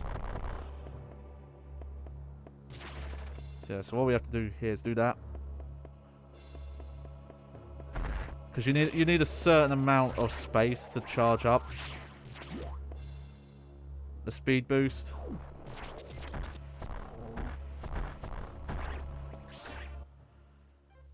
Okay, I don't think we want to go down yet.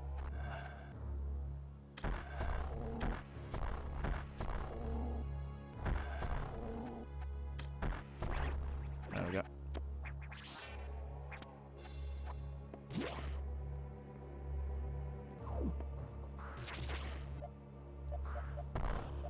But yeah,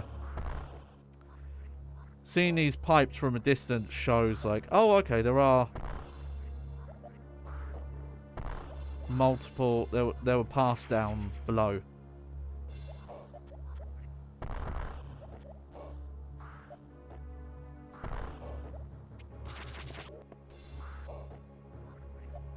Though you do, like, maybe that's the one thing though, is you have to learn, okay, not every... The environment isn't just for show.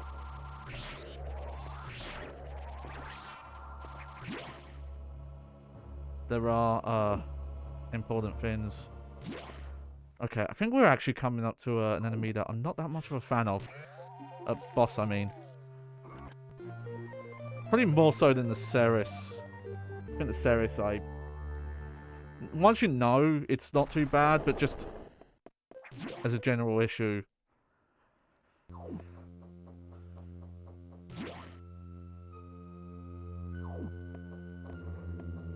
Oh. Something's happened here.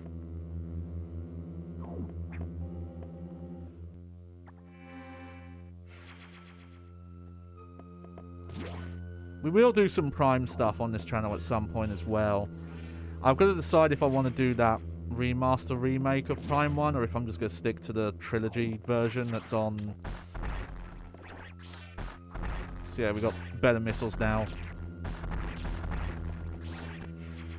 I think at this point these missiles are stronger.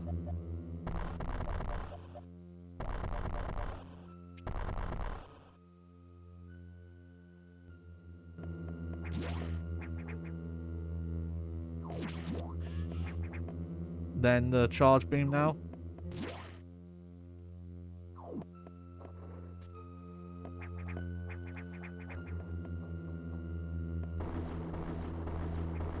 Oh yeah, you just have to. I think you have to head back at this point.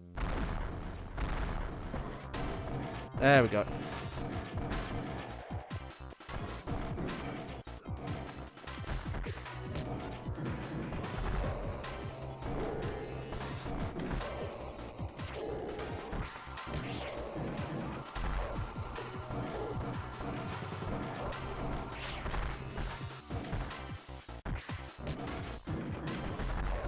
Oh, But yeah, this boss is a little annoying, in my opinion. Because that little jump it's doing can actually hit you, I think, in certain areas.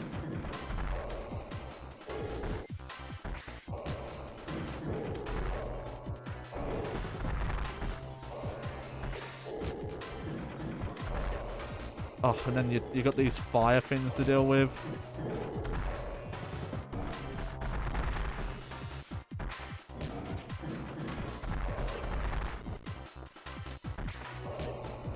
Ah.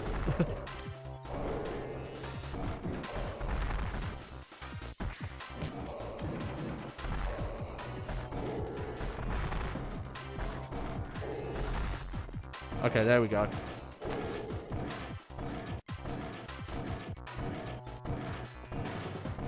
Where are you going?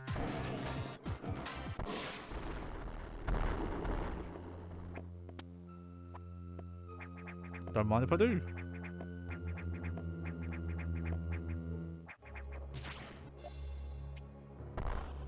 Oh, don't have that.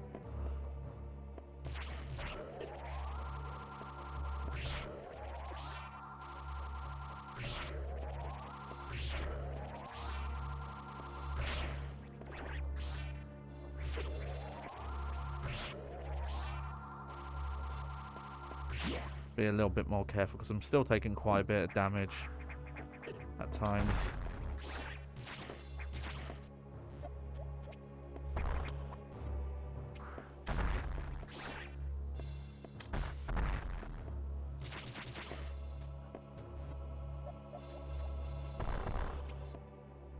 Okay, I don't think I can get the thing here yet.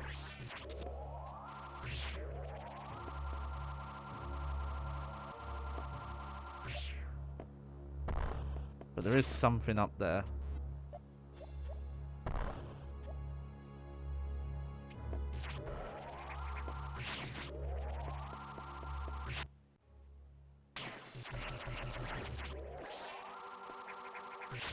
Okay, let's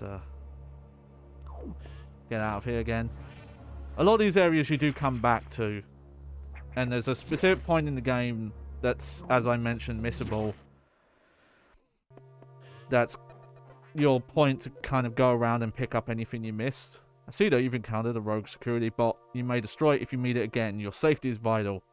But as to your brief, level 2 security locks are released. So sector 5 and 6 are open. That means those sectors have likely been infiltrated by X.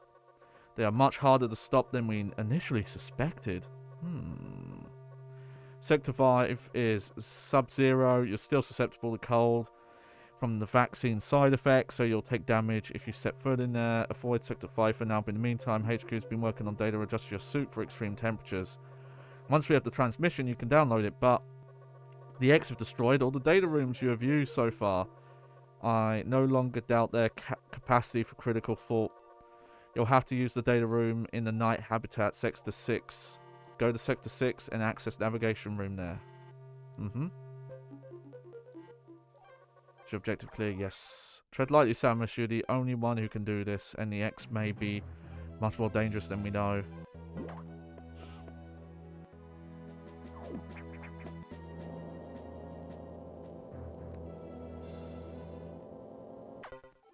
Oh!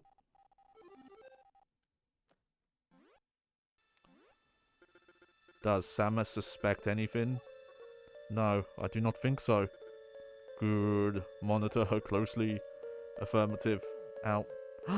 Shady. Evil shadiness. Maniacal laugh.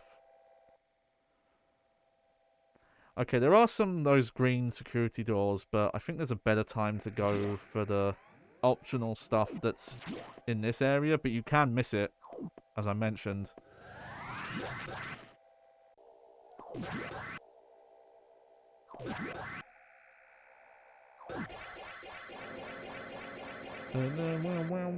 Ah.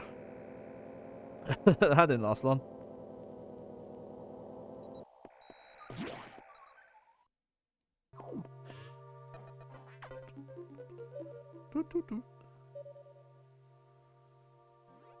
Alright. The Varia suit data is here from HQ, ready to download. Get moving to the data room. But there's a problem. X from the Sub-Zero sector are in this sector, and they've been changed by the cold. If you absorb one, you'll be frozen from within. This seems like a deliberate tactic. Once you download the Varia suit modification, you'll be out of danger. Just be extremely careful till then. The knocked data room is here. Remember, avoid the blue X. You should beam to stun them in order to get by. Be careful, they are hunting you actively now, Samus. This area is very dark. Proceed with extreme caution. I bet on the original GBA model, the one that didn't have the backlight, it would have been especially dark. I don't know if it's technically all the GBA models. I guess it technically is, though. Some of them had minor revisions. Like there's two versions of the SP. That's the foldable one.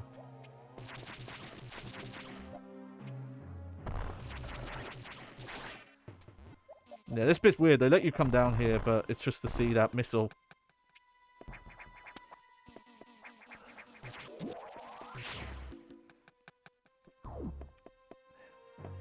Here we go. Here's the dark area.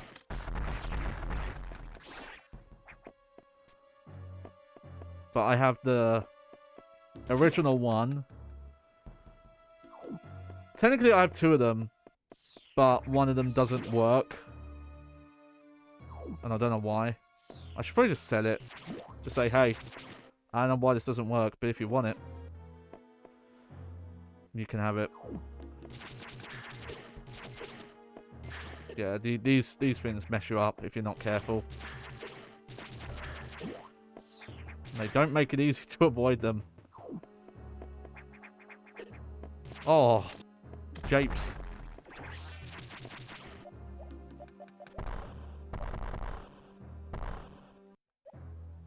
Oh, this was optional. I shouldn't have even gone this way. I should have just gone down.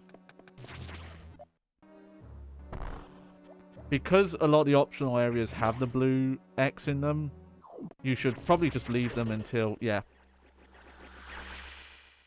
But hey, we got to see the game over scene at least. Okay, lesson learned.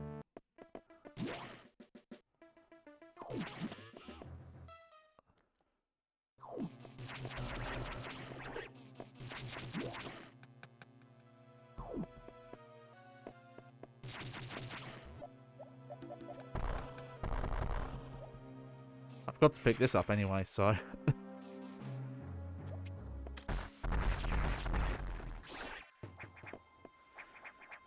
The missile counter, like the amount of missiles you get in Metro games is always kind of funny because in some of them you get so many. It's like it's way more than you would ever need. It's solely just for the completion goals. Ow.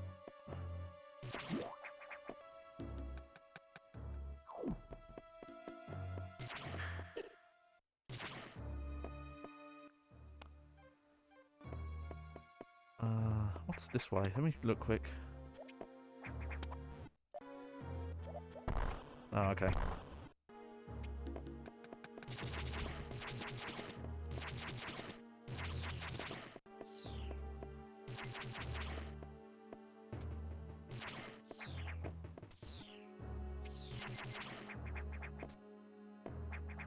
Oh, ah. I was like, oh, that was a cool dodge, and then it wasn't. Let's see,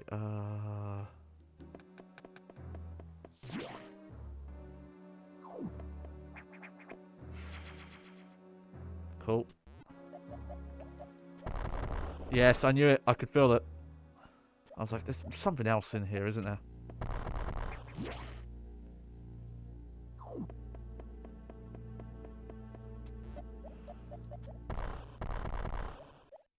Okay.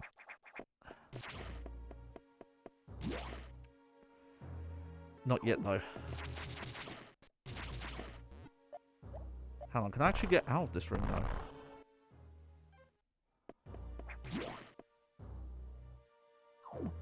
I'm guessing down.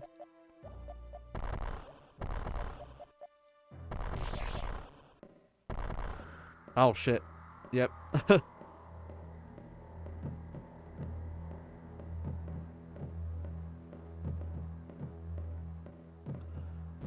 Huh.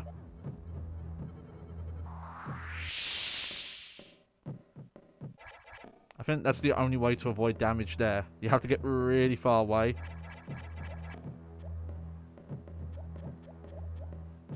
Oh! Oh, no!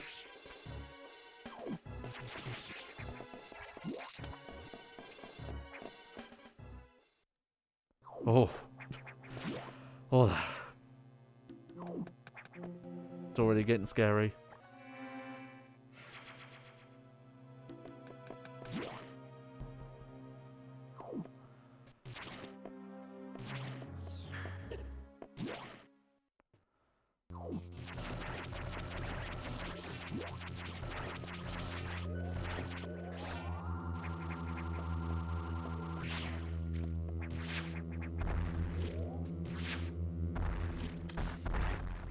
Nice, we can destroy those in one hit now.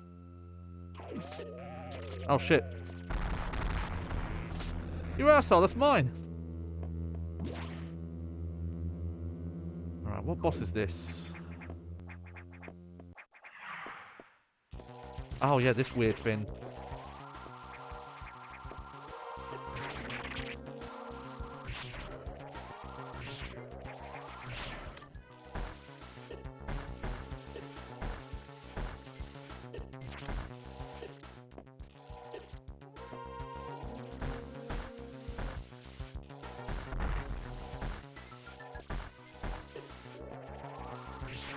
Weird, you can only use charge shots on this one.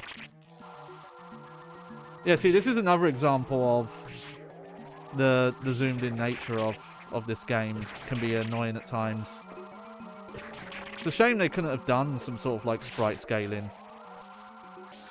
I don't know if maybe that was probably too powerful an effect for something like the Game Boy Advance. Because the Game Boy Advance is weird. It's in some places more technically impressive than a Super Nintendo, but in other places it's not as good.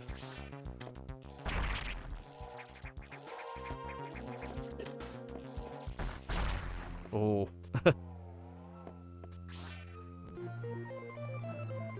Various suit effect recovered. Survive extreme temperatures. Yeah, this part is a little weird. You look very gross.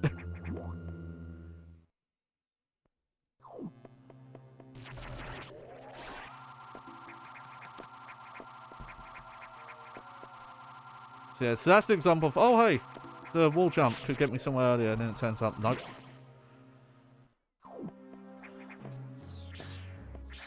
But yeah, there we go. Those heal me now.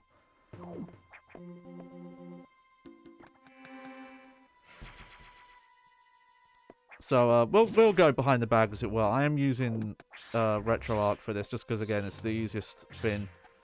But one of the nice things is, though I don't know if it works with all emulators, RetroArch has a built-in run-ahead mode. And though it's sometimes hard to explain, I'll see if I can do an okay job. Run-ahead is a system. Oh, I missed that. Where it like runs multiple instances of emulation so that it can help alleviate delay. There we go.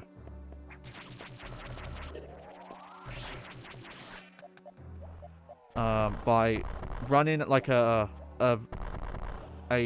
version of it without the visuals, and then have the second instance be the one that you see. I'm probably not explaining it very well. I should find a good explanation for it. But it's by running multiple instances, it can run a version of the simulation ahead of time. so it can account for input delay. So the version you're playing is tighter. Oh, you know what? I should try and find a good explanation. Let's do that now, because I should not talk on my out on my ass. I should talk out of my bag. Run ahead. Explained. In run ahead, a processor uses the idle execution resources. Nope. Let's see. Does libretro explain it very well? Okay. Every game has a certain built-in amount of lag. Some react on the next displayed frame. Some can take 2, 3, or even more frames before an action on the gamepad finally gets rendered on screen. This is definitely an issue with emulation, because it's emulating the hardware. Inherently, it can't happen as quickly. Like, it can't receive an input and then go through your computer and monitor stuff and display as quickly as it would in real hardware. The run ahead feature calculates the frames as fast as possible in the background to roll back the action as close as possible to the input command requested. This feature deals with, quote, internal game logic lag. This means you can still take advantage of any other RetroArch lag reduction methods that happens later, such as hard GPU sync or frame delay. So that's a little explanation of it, but there are definitely better explanations out there. But it's not just useful. It's very useful for emulation, because yeah, it does allow you to cut down on potential input lag that emulation can add. Granted, in the case of this one, it's actually not much. There's a way to test it out by using the frame advance tool. Oh, I missed a room. Is there anything actually here, though? Let me go look.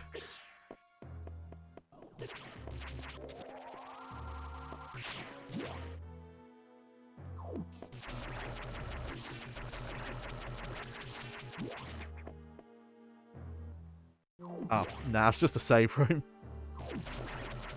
Oh well. Fightcade also has it as an option to help with netcode, because the way Fightcade uses both rollback netcode is a way to autocorrect matches, so a match doesn't have to use as high input delay to kind of keep players in sync. That's the basic idea of something like rollback.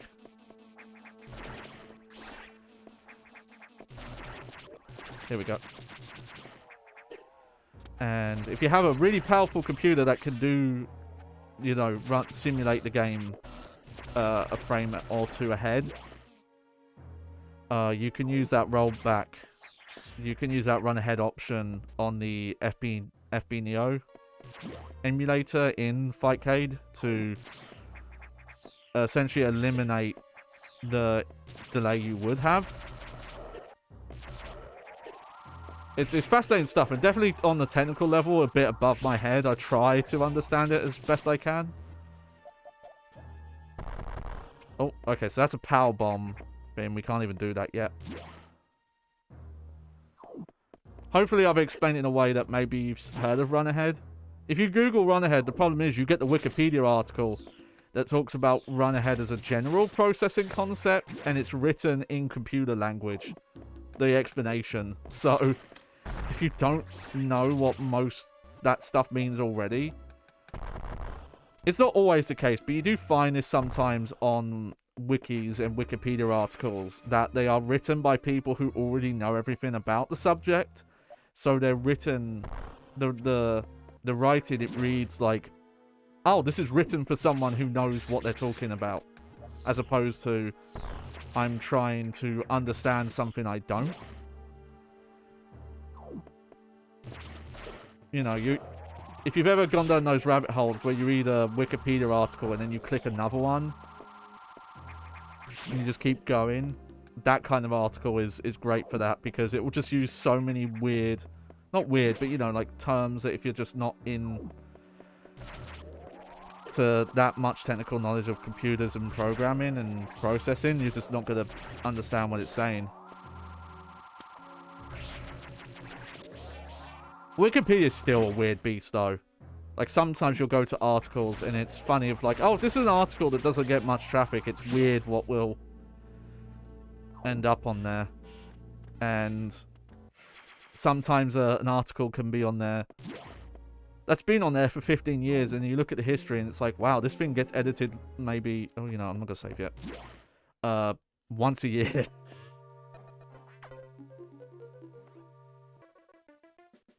And then you know, if there's no kind of group or person kind of looking over an article, it's weird.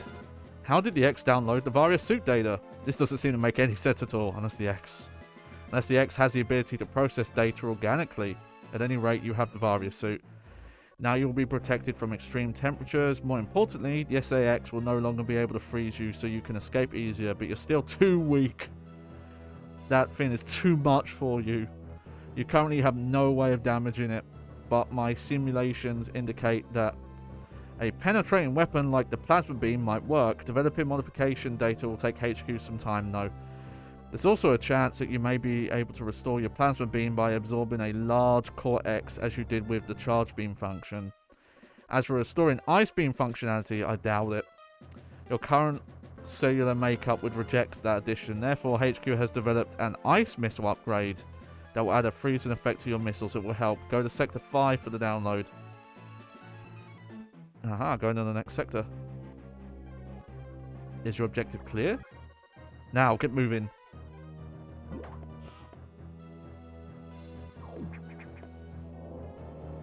Worth noting, if you want to get the intrigue of the story, it's worth noting. Like, granted, the computer's not wrong, but the computer is very oppressive and negative about Samus in terms of like this is you've got no chance. The X would destroy your ship. Don't even try. Granted, it's also, you know, to instill that into the player of like, don't think you can beat the X. You can't. The SAX. But the tone of it as well, I think is very telling.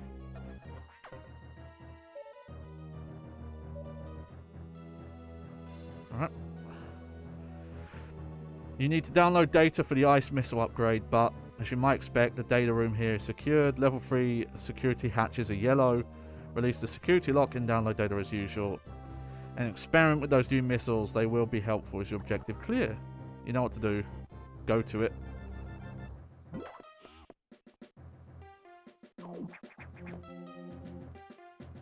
Here we go.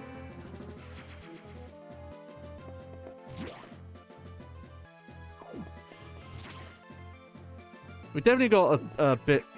We've got a chunk of the game to go still. In case it felt like, oh, this is the final sector, so... But no, because you go back to a couple of sectors in the story.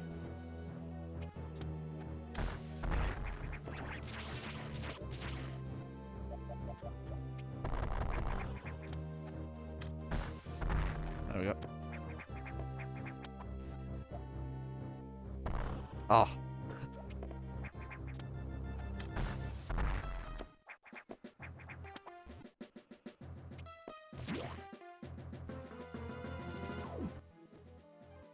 Oh yeah, this area. I remember this area. These weird jumping things that then poop on you.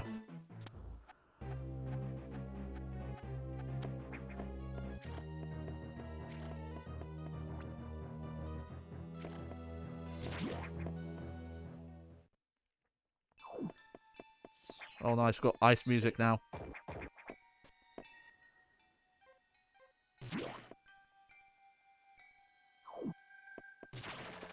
Okay, yeah, so...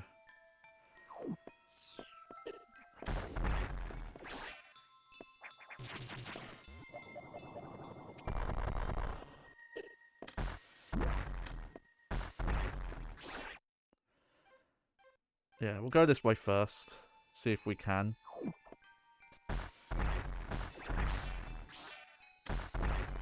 Oh, and nope, we can't.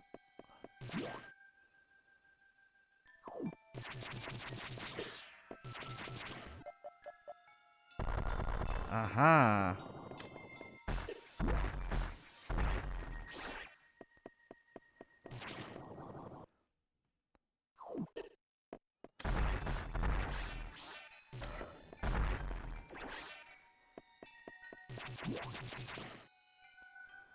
Come on, come on. There we go.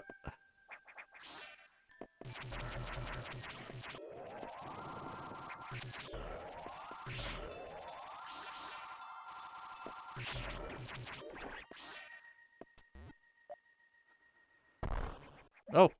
Ooh, nice dodge.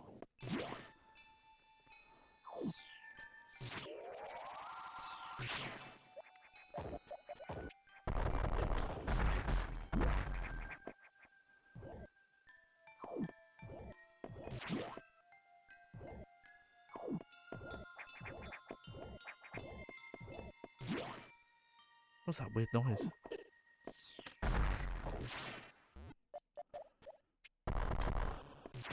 Oh, okay. Oh yeah, this is a weird puzzle, this one.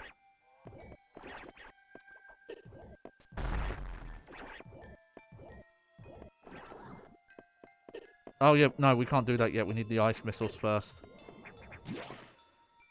Okay, where? Oh, you know what? Yeah, look at the map.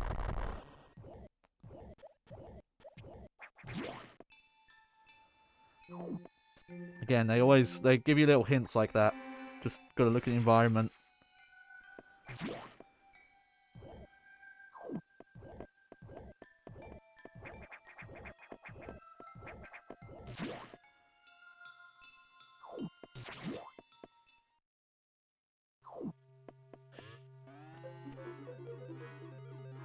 There we go.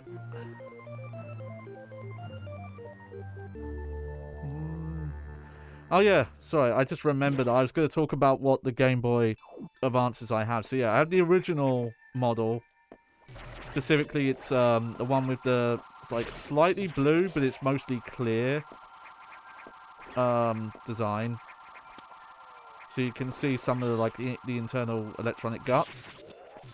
Which is, that kind of fad's gone now. There was a time where that whole making consoles where they had like translucent cases was really popular, but that's definitely a bygone era now. Which is a shame, because I kind of liked it.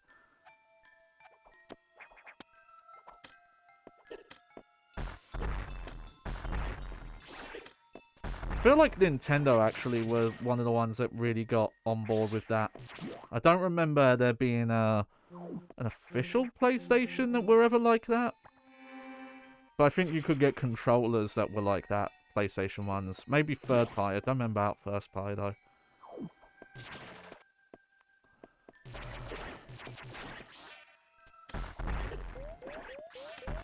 Shit. I gotta be really careful now. Okay. Alright.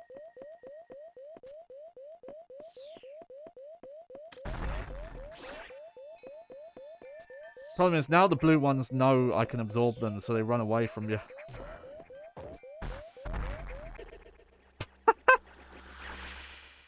Be careful, he says. He isn't listening to his own advice.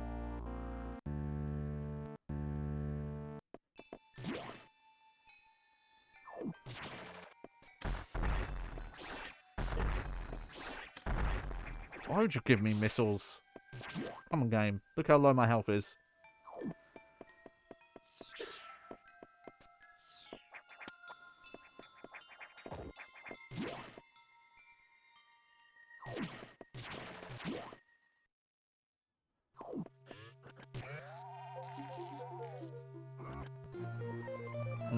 There we go.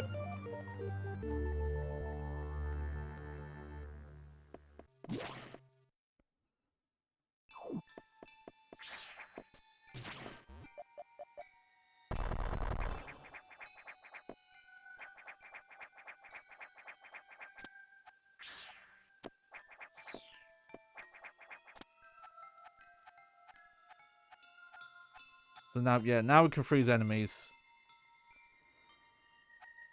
Which means I can not do that.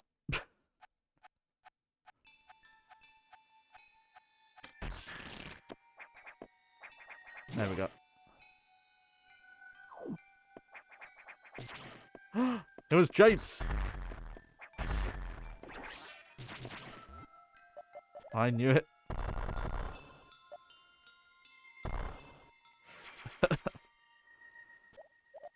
That's the fun thing about the kind of the fin style that the X have, that they can mimic other objects and creatures and enemies.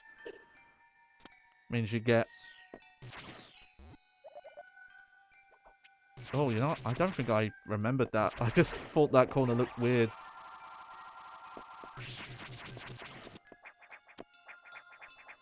Oh, you know what? Hang on.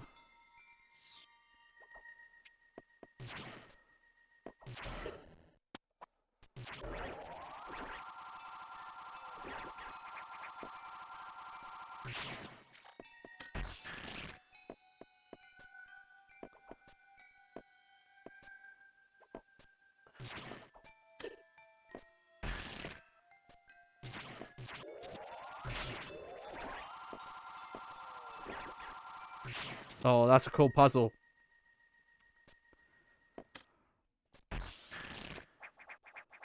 Oh, I messed up though.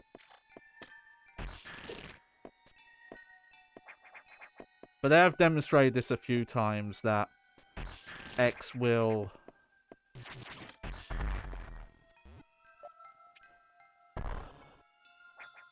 on occasion will change enemy type after you destroy them.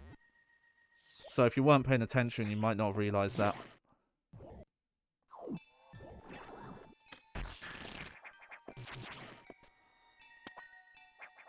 Okay, oh, now we can go this way.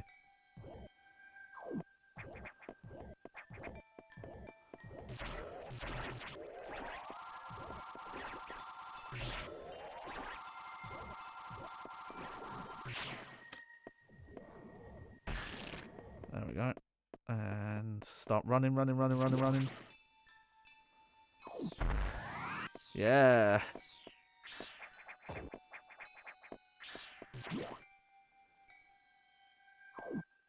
Go. Alright. Okay, I think we're mostly done here now.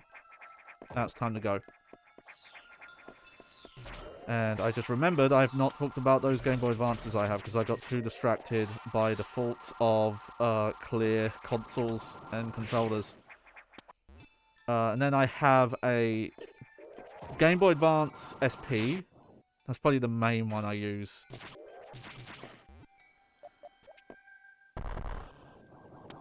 Try and remember what you need to open this. I just want to check. Yeah, we don't have that yet. I think that's for the final missile upgrade.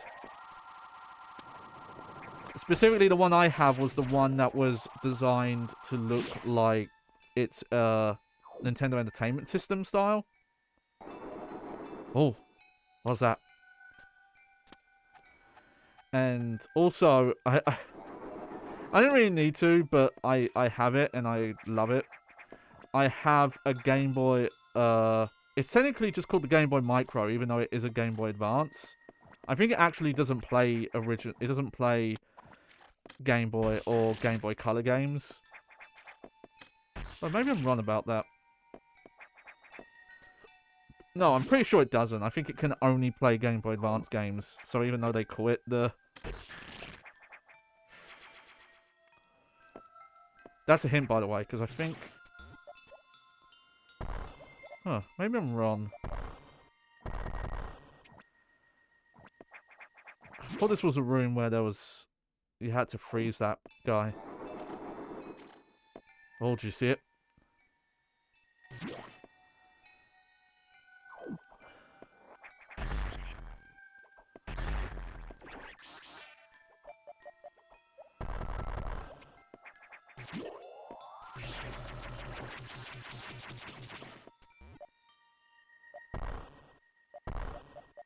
Okay, power bomb room. Emergency in Sector 3. Oh, Emergency listen to that.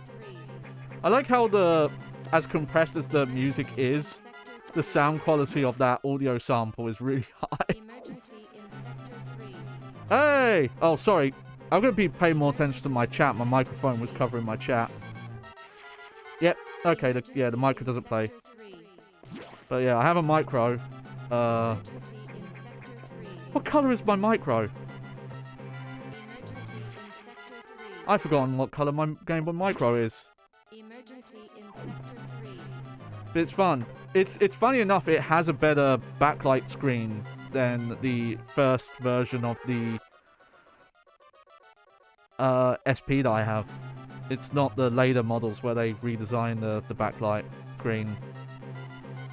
I'm not reading this. Although destruct explosives, we have about 6 minutes. The main boiler room. Most of the systems in PYR are down because of this. Again, we know who to blame. The Sacks must have hacked into the system control file. Unimpressiveness. There's little time. Hide to the control room. So yeah, most Metroid games have some sort of timed escape sequence, but this game does it here. Though I think there's one at the end as well.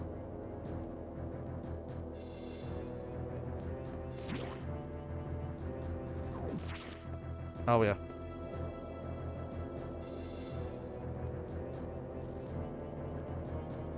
I'm still struggling. I think I might have only ever had one until I started buying them myself. I might... No. I did not mean to do that.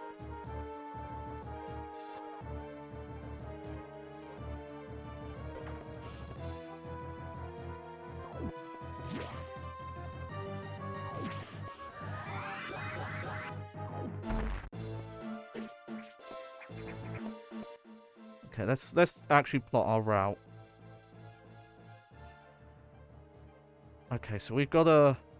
Okay, so this bothers me sometimes where they don't clearly show where doors or entrances to areas are. But we're definitely going down.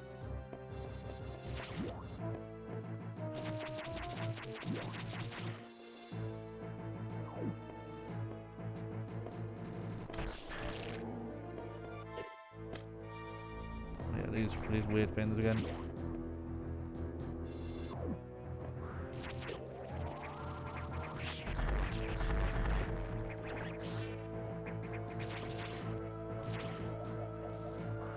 Is it here? Yep. Okay, then all the way down here.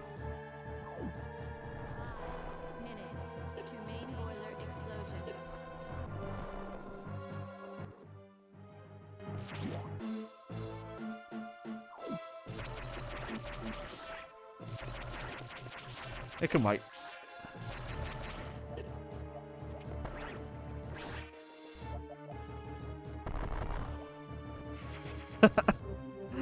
I've got to get my upgrades. My collectibles. Alright. Oh.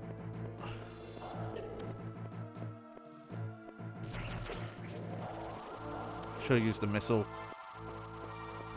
Or just kept charging. Oh, never mind. I should mention, pro tip there, you have to keep holding up or you won't re-grab the ceiling if you get hit there.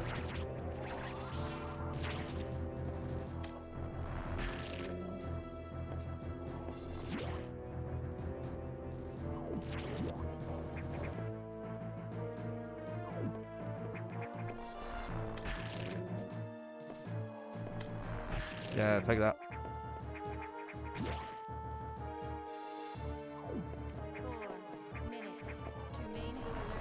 Oh, hang on. I'll check your message in a minute. Hang on. Oh, I froze at the wrong time.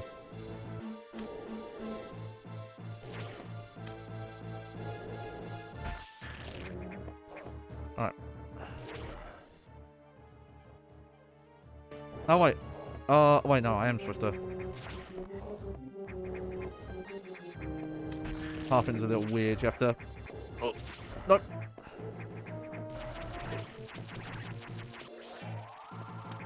No. Oh, well, I killed it.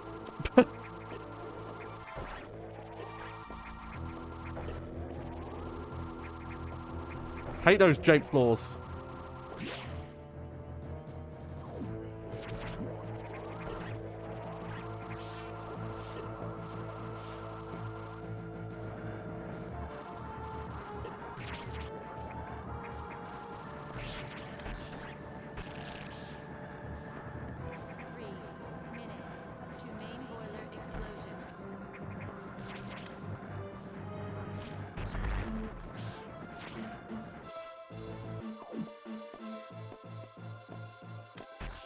Take that.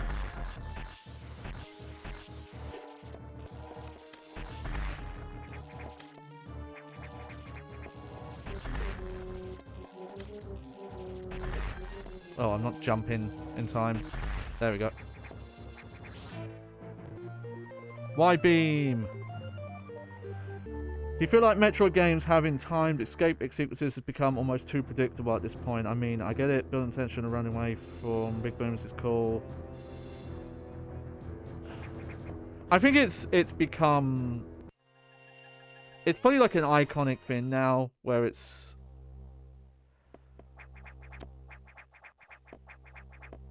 Where that's why it's still there. It's similar to...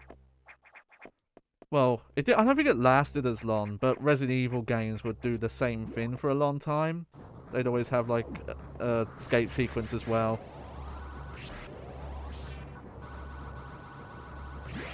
I think just because Metroid games don't come out that often, though, at least for me, it doesn't wear itself as thin. I think if we were getting 2D Metroids, like, every, like, I don't know, 12 to 24 months, then I would definitely say, hey, chill on it.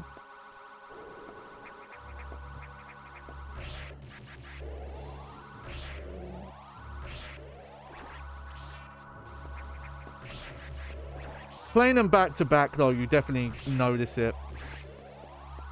And you know, I'm trying to think, because granted, you know, I've not played every Metroidvania out there. But I don't have memories of a lot of other Metroid-style games. Oh, lava bad.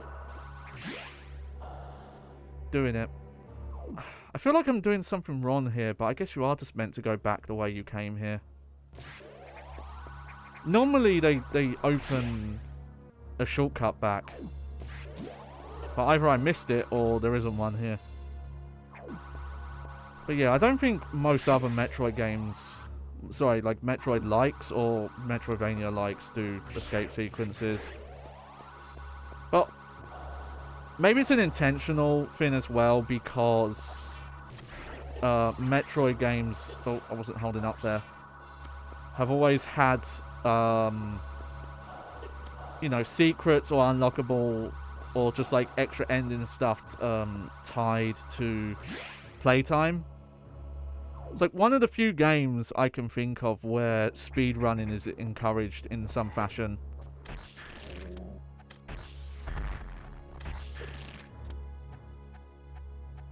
To that degree, where like, oh, the entire game has unlocks tied to it. There's a couple of weird examples. The one that always comes to mind is fucking Final Fantasy IX has one character's best weapon tied to getting to basically the end of the game in 12 hours, which is fucking ridiculous.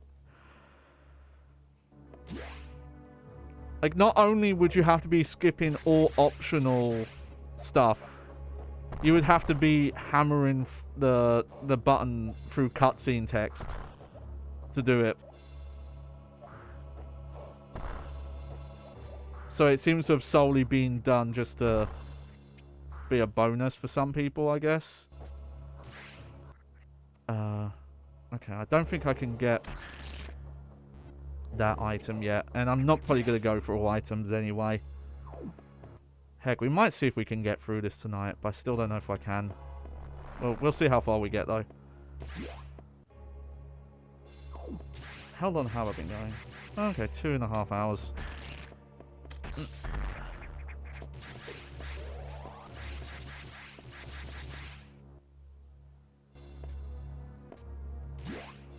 Say what you want about the DS, and the Castlevania games we got on DS, but having that second screen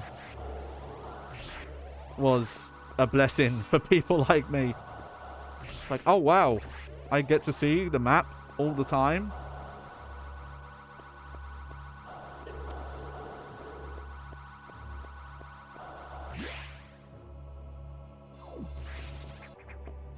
Oh, it's just a missile tank. After all that. Squares rewarded for playing the Final Fantasy the way it was meant to be played. Speeding through every Tiger cutscene and missed. Oh, cheeky.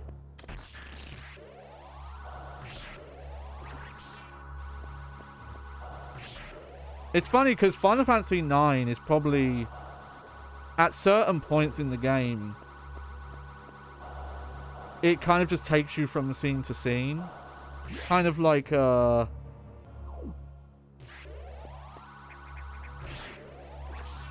guess like Midgar in 7, or a bit more like what 10 was. Though, you know, there is still the open map there.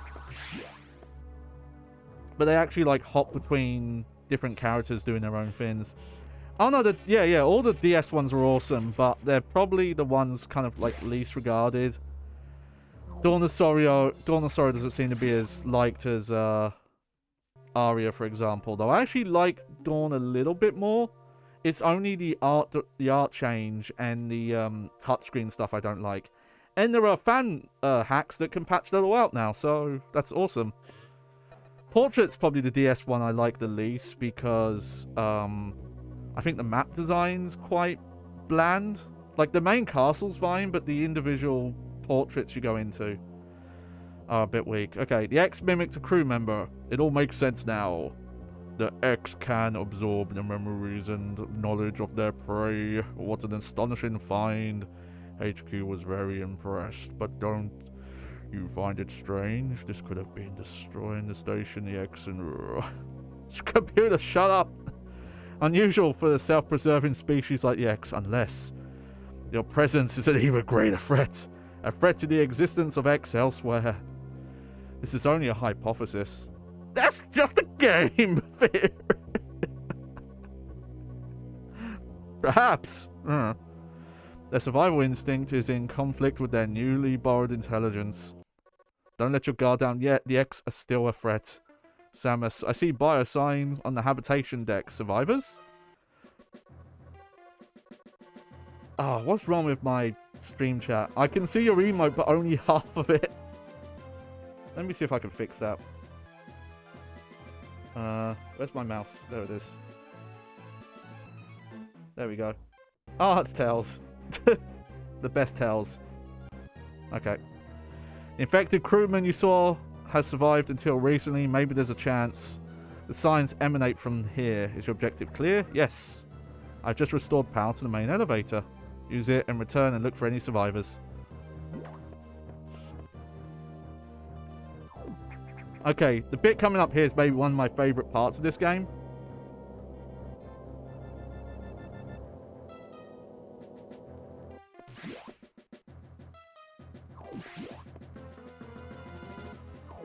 Alright, back we go.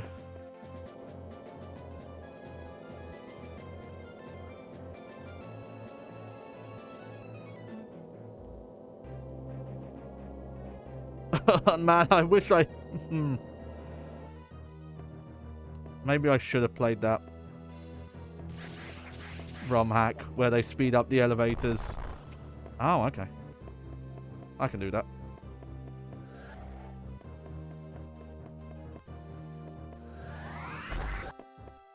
There we go.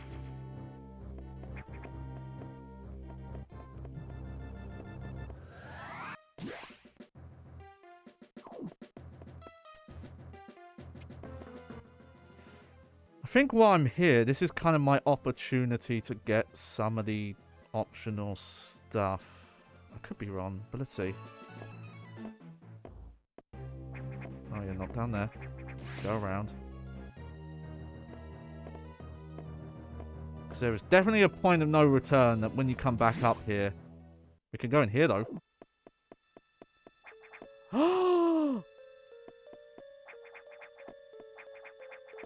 It's Ridley.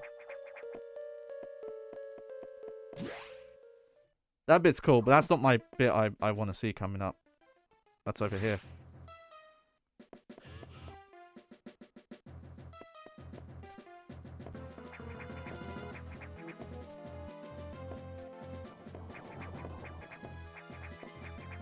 Okay, we can't go in there yet. Guess that's later.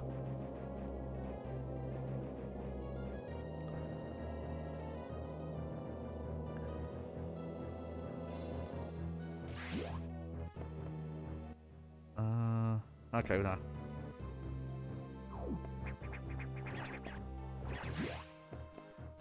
Oh yeah, this is a little like puzzle bit.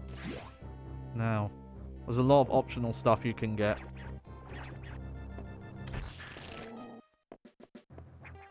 Okay, let's have a look here.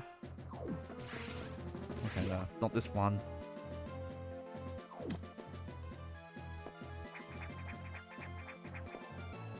Okay, we have to go to the top first.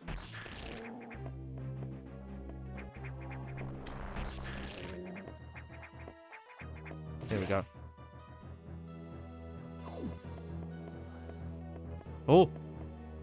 Hey! It's the friends. I was about to say, imagine playing a Metroid game without going out of your way to try and collect everything. Yeah.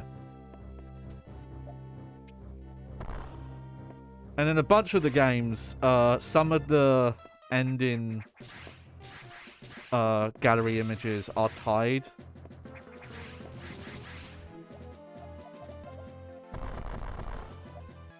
To be in the game with a certain low item percentage.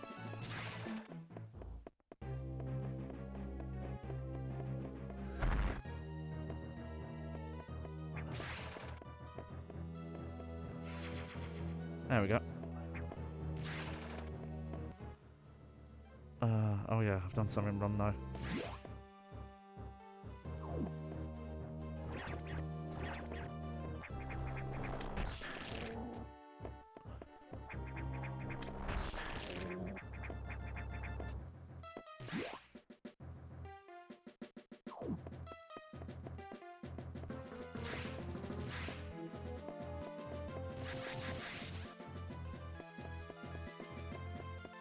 How do you get up there again?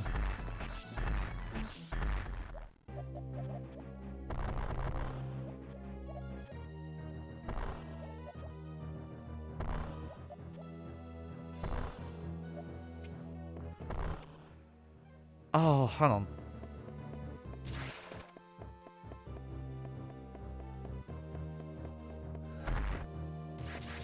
I'm an idiot. That's how.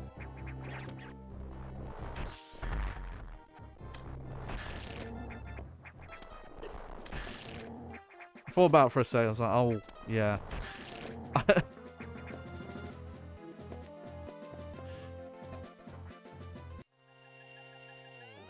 Hey.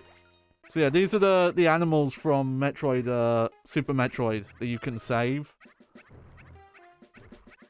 So this confirms, I guess that's the canon ending of Super Metroid. You have to save the animals. Oh. Sadly, they're not in Dread. No cameo in Dread, as far as I remember.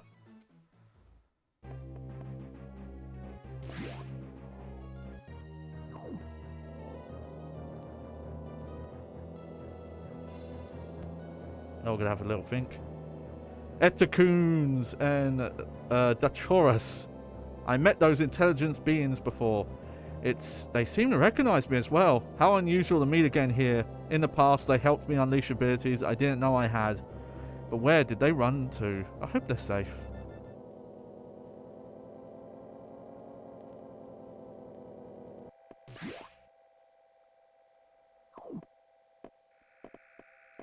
Which way are we going? This way.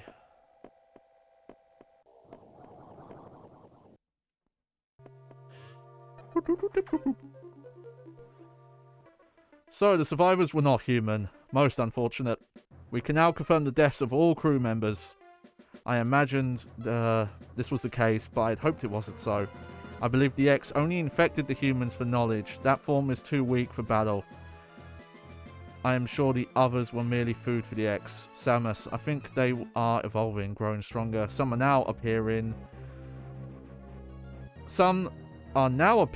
that resist your current weapons. HQ anticipated this and sent power bomb data as soon as the hardware team finished it. Is your objective clear? Yes. Download it immediately. Our choice of data rooms is limited to this one in Sector 5. Go now. Make the legend come back to life.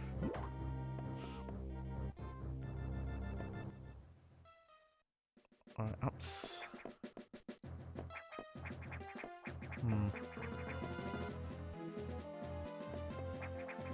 I'm trying to remember. There's one lock left to open.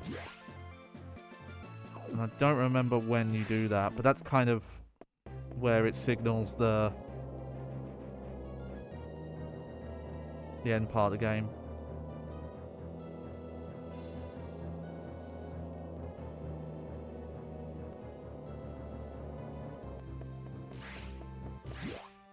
Right, back we go.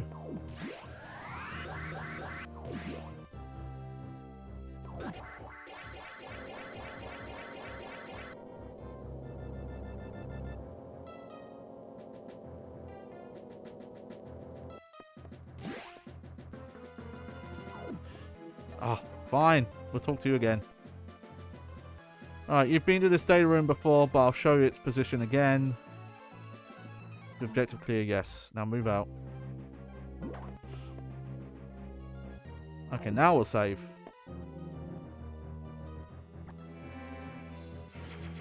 Ah.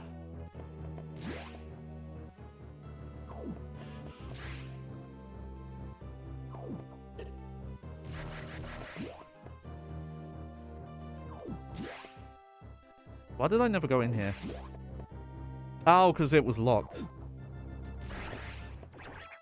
I remember now.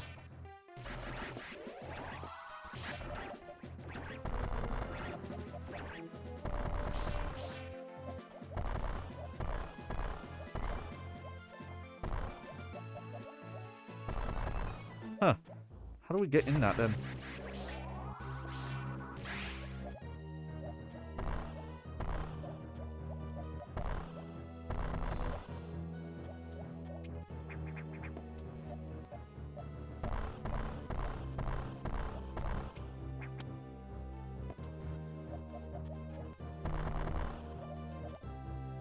This is most unusual. Oh,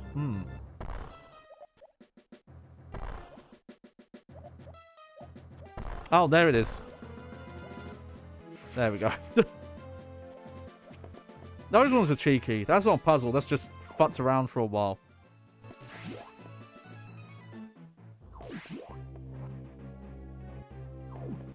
Okay, let's check our path. Okay, so just straight ahead here.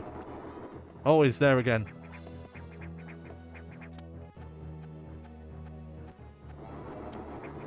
It's like the weirdest boss coming up here.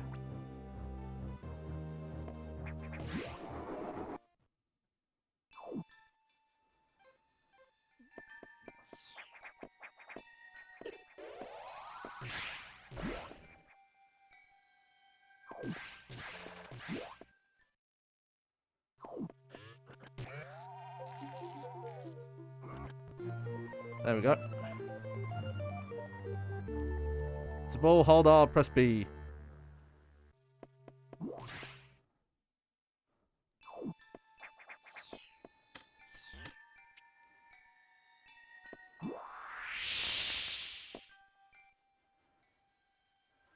Do we have to go that way? Oh, yes, we have to go that way. Alright, back down here. It's kind of weird uh... you come here, leave, and then just immediately go back. It's very strange.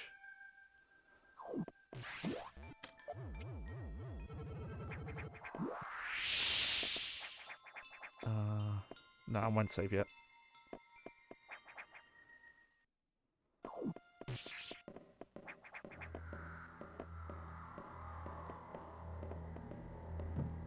Oh shit! She's here.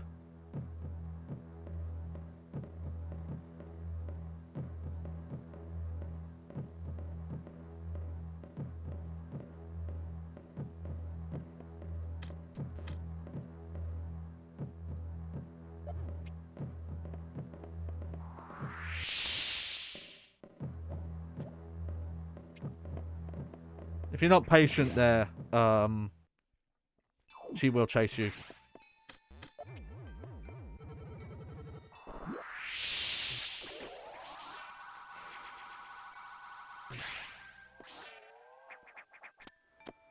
I want to get some of the really fun encounters with the sacks. The ones that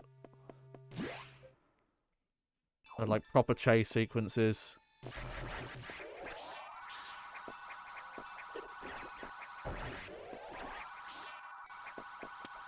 No, not like that.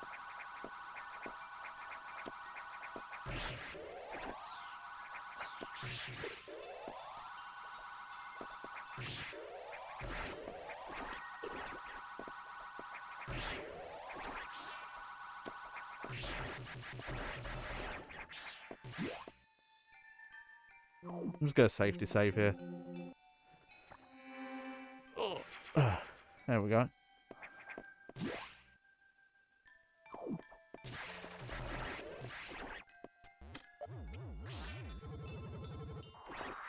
Aha! Now we can get past these big assholes.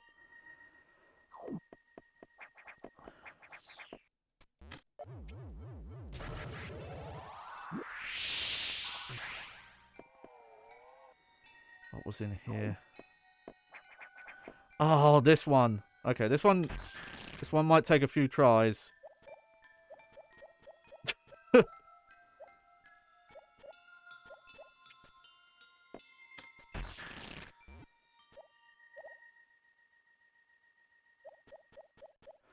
It's really hard, but there is a frame that you can jump and survive. You can jump out of those falling blocks. Do you think the more linear design in Fusion would be fine for the franchise to return to? Well, funny enough, Metroid Dread actually is quite linear for a big chunk of the game. Maybe not as linear as this, but it's not that different.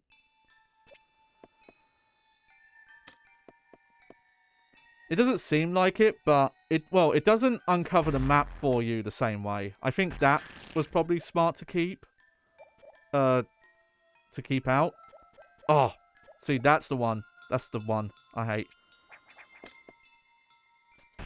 There's a chance I'm doing this as well, and it's going to be just a freaking missile tank at the end. See there? See, you can jump off the breaking blocks.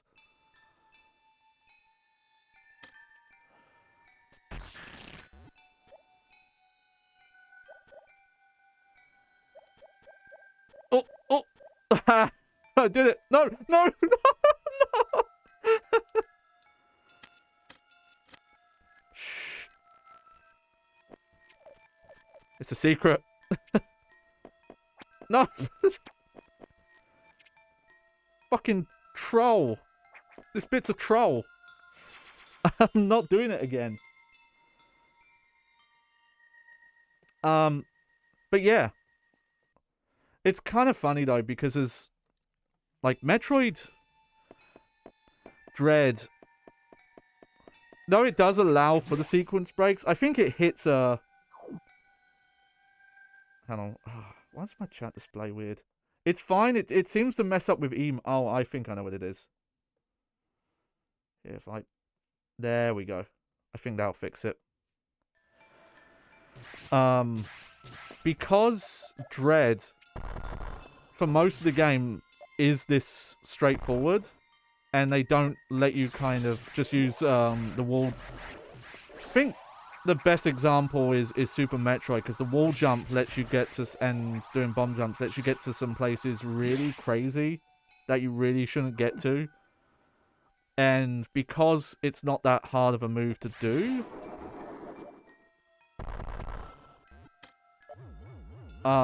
it's a lot more easier for a casual player just messing about to do it.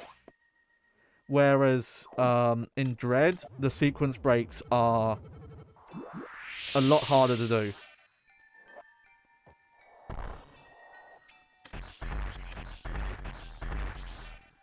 Though they do have some, you know, interesting stuff attached to them. I haven't done it myself, but you can get bombs early. So when you fight Craig, which I know that's not his name, but that's what I call him because I couldn't remember his name one time.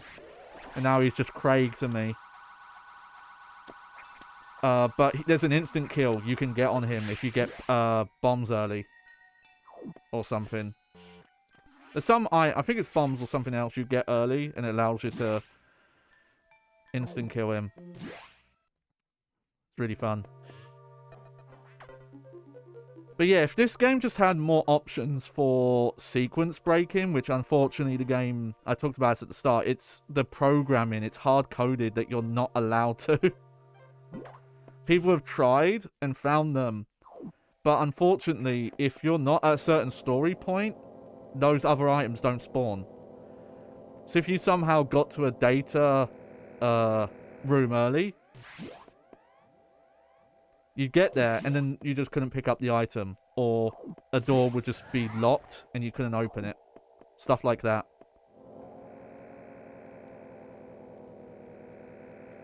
So I'm glad that they've kind of opened stuff up more now. Oh dear.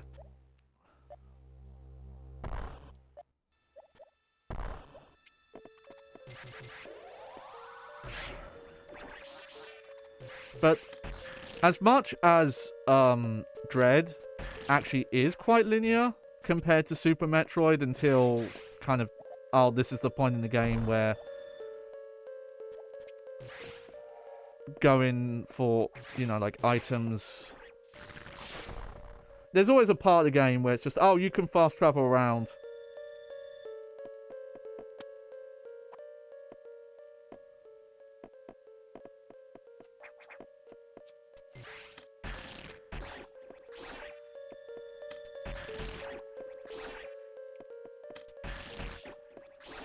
And get items that you just couldn't have gotten early. Like, yeah, there are various points that you could go back to an area to farm for items, but the best time to do it is more often than not. Try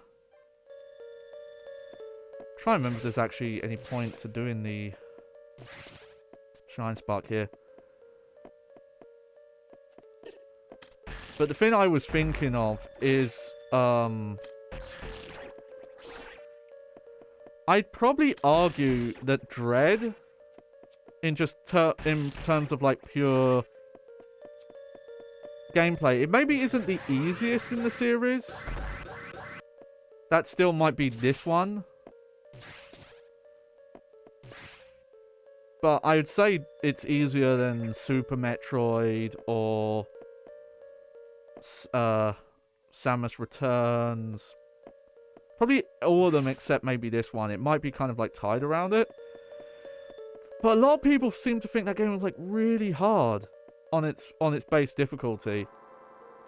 Which I found really funny because it, though it doesn't just, oh, you go to an area, it uncovers the map. They do kind of environmental hints where, oh, you have to shut off like a lava flow in an area, and if you look in the background, there'll be, you can actually follow the pipe, and that will kind of guide you in the way to go.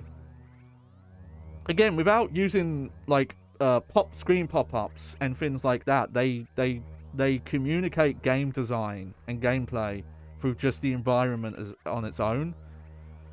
And I love that. I think that's why I love stuff like Metroid.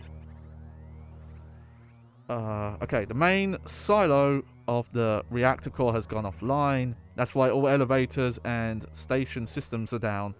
Elevators and hatches won't work. This doesn't bode well. If you could get to this point, you may be able to start the auxiliary power system. Then we can figure out why the main silo went offline. Is your objective clear? By the way, I asked you to return here to tell you some strange creatures have boarded your ship. I confirmed they were not ex-hosts and gave them a berth. Do you know anything about these strange creatures? Were they the source of the healthy biosigns earlier? Very well then. Their presence in the midst of this disaster must have some significance. I will keep them here.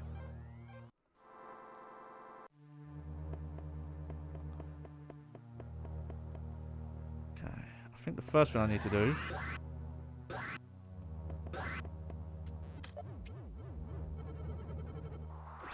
There we go.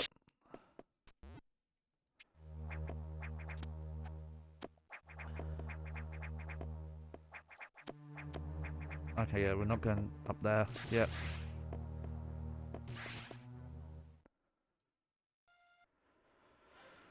Okay, if I remember right, I think actually one of the hardest bosses in the game is around here. At least that I remember. We'll see though.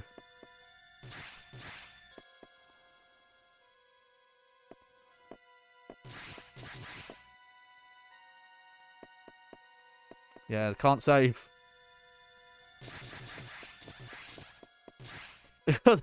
Imagine you're playing this on an actual Game Boy Advance and it's like, look, I need to stop playing. I got somewhere to be, and you get to this point. You'd have to try and like climb back up and get back to your ship to save. If that takes just as long as I think to turn the power back on.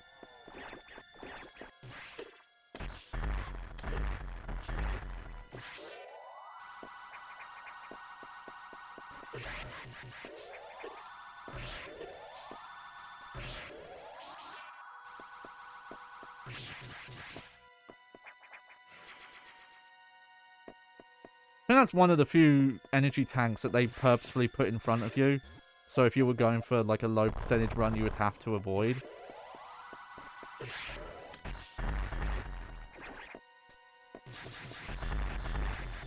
Where is it? There we go.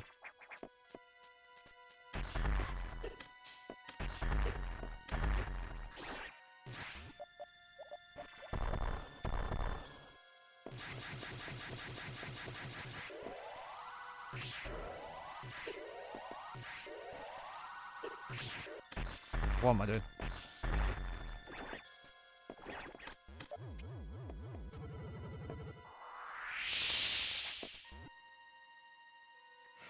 There we go. What boss is coming up? I really don't remember the order of the bosses. I don't know why. I don't... Are these the first space spice you see in the game? No. There's an earlier corridor that's kind of reminiscent of the vertical corridors in Super Metroid where you fight them. But this is the second time we've seen them, probably. And it's not actual space pirates, it's the X mimicking them.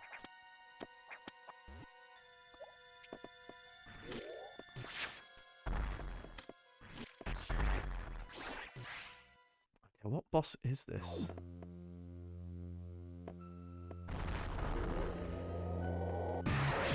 Oh yeah, this one is annoying. It's not hard, it's just annoying. Because it just does this for too long.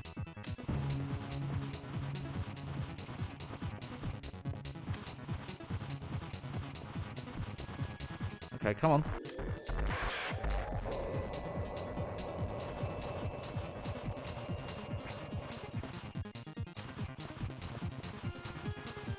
Does that movement like the DVD icon on the TV? I think once you learn that, oh yeah, morph ball in the corner, it's not as bad.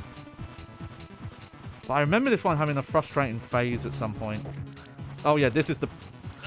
mash. There we go.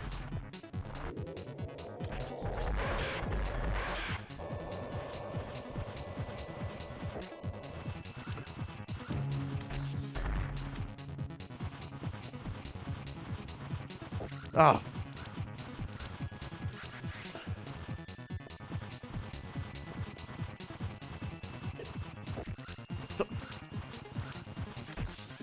Very, Ridley.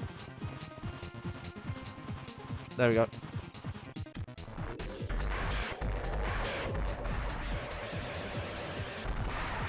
Oh no, this is the part that's annoying. Yeah.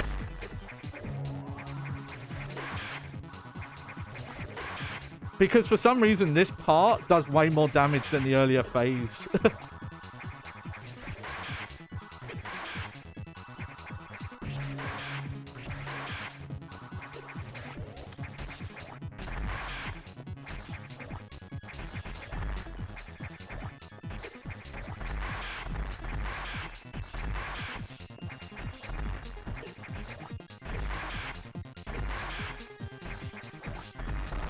There we go.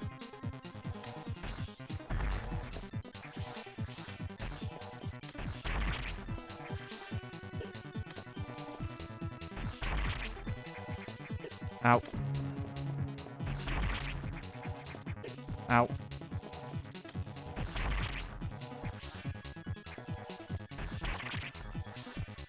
Shit. No, no, no, no. There we go. Yeah. Okay, it wasn't that part. It's... I forget how much damage it does in that weird bounce around section.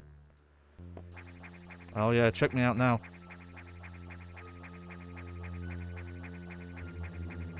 There we go.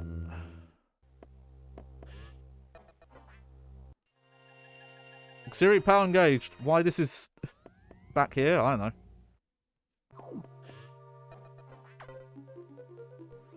Bloop, bloop, bloop, bloop, bloop. Save rooms and recharge rooms are now back online, but with only auxiliary power, no elevators or hatches will work. Without the main silo online, we're still stuck.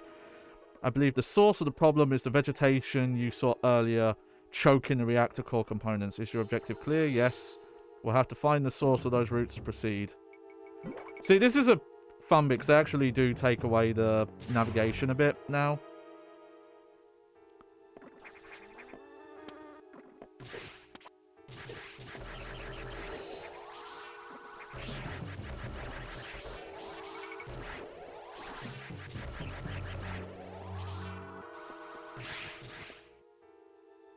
Yeah, well, definitely safety save. Redoing that boss is not. Redoing all that section, that's quite a lot to do.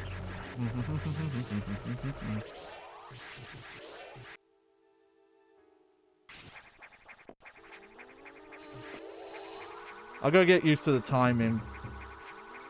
I think I've played a version of this with some of the input delay more often than I've not. So, I sometimes forget the timing.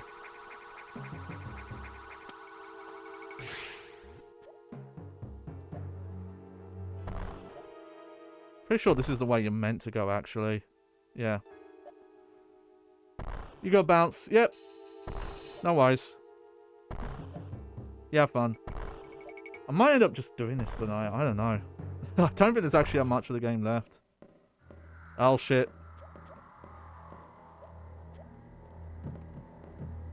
She's back.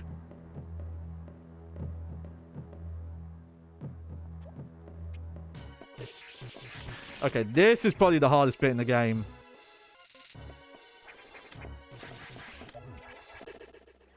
Yep.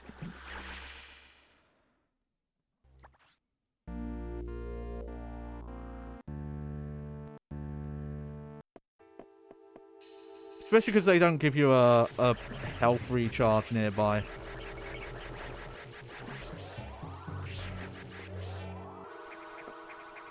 Let's try and climb this without taking so many hits, though.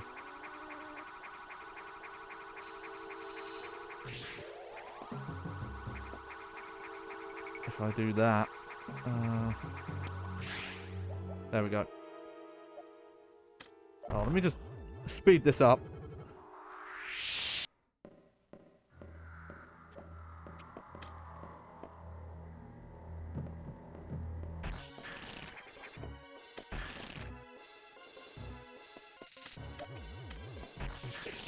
Ow. Still got me though.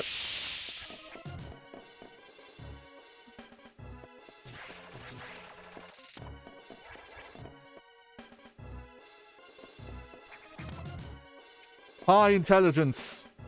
Critical thinking.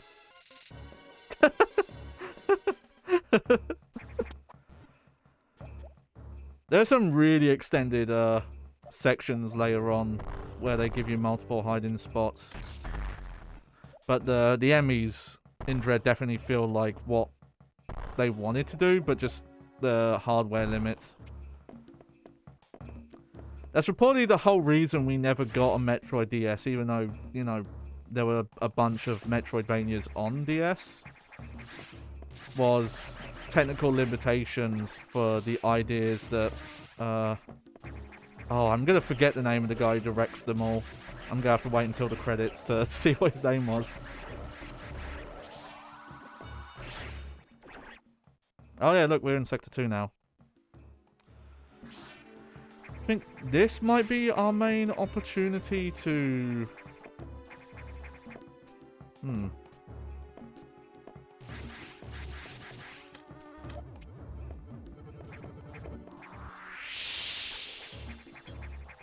Okay, we're not going that way yet.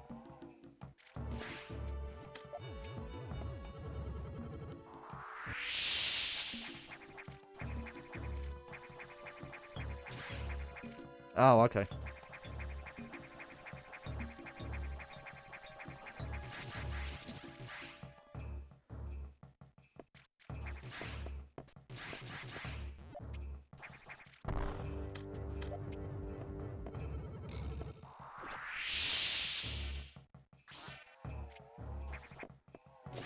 Yeah, well, oh no, we can't save.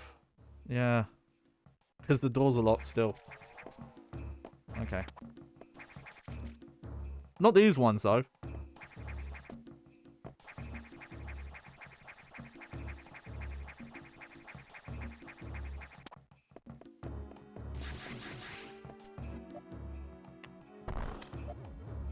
What's the gimmick here? I'm trying to remember.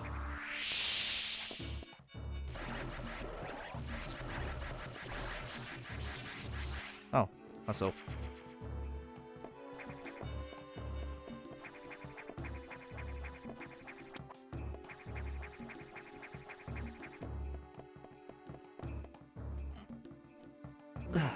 There we go. Yeah, I think I'm just gonna go. Because I don't think there is that much left of the game. Maybe I'm wrong, though.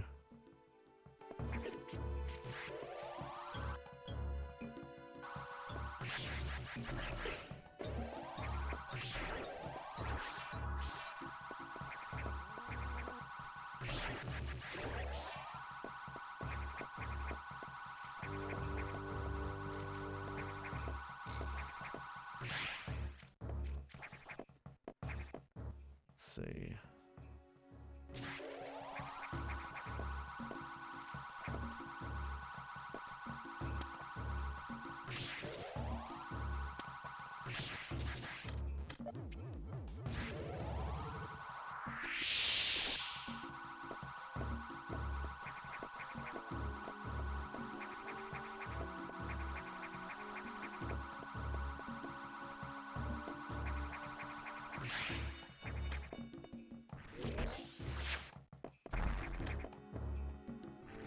Oh.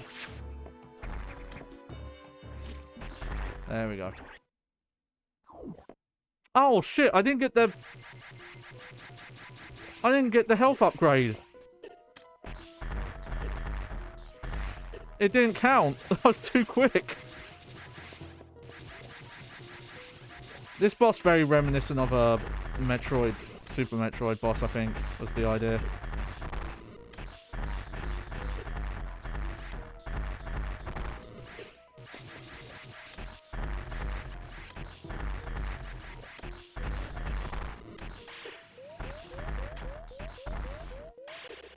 Oh, whatever. Let's actually pick up the health this time, shall we? I feel really dumb now.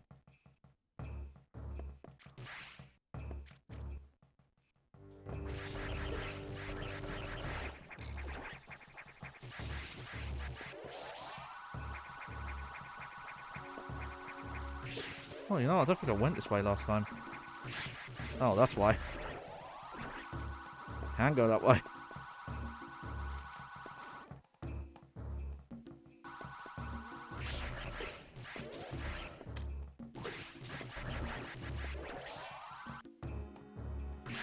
Okay, you gotta be careful. You definitely miss out on items if you try and pick them up in door transitions. That's what it is.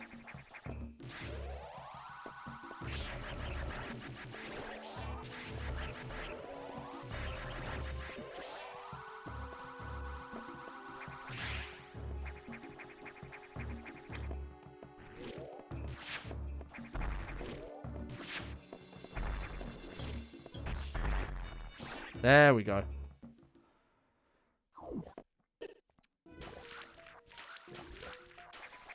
Oh, there we go.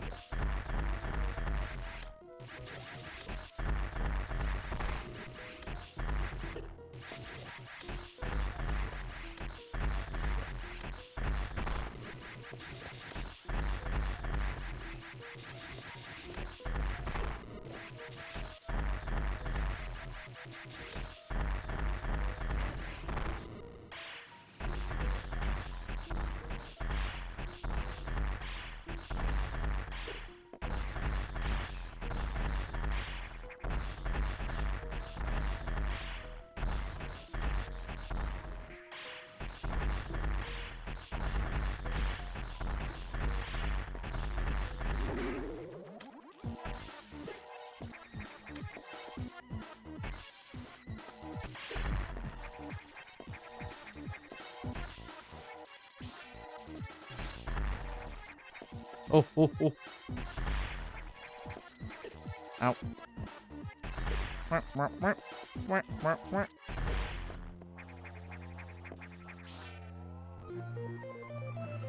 There we go. Got the plasma beam.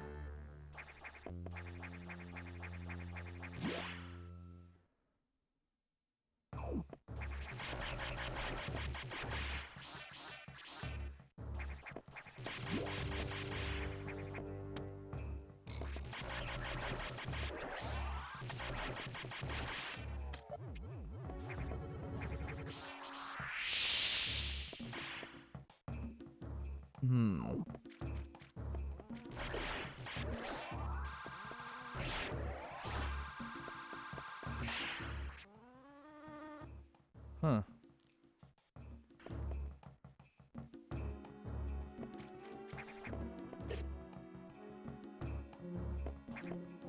Don't actually remember where I'm supposed to go now. How long do I want to go for? I guess that door there? Let's see.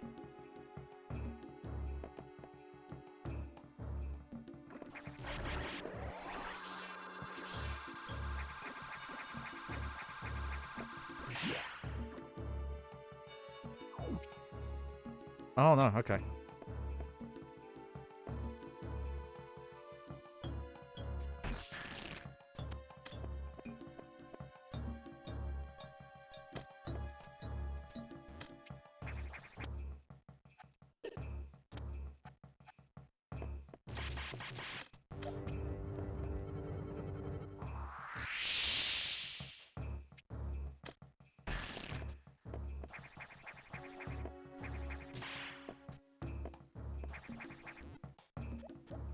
Huh.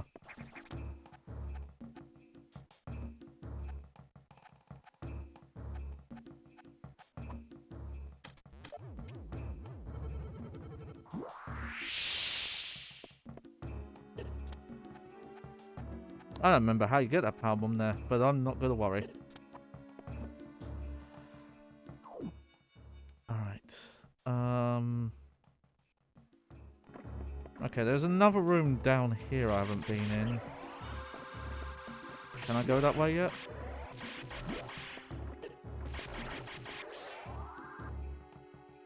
Oh yeah, we've restored power now. Hey! Around Pt.1, you're here. Oh, I missed that door. I was gonna go in.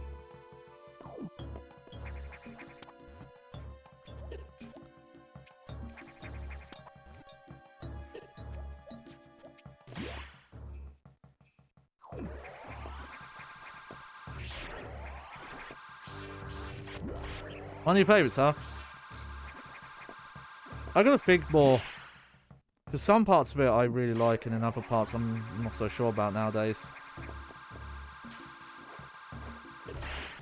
Oh yeah, I still can't get this.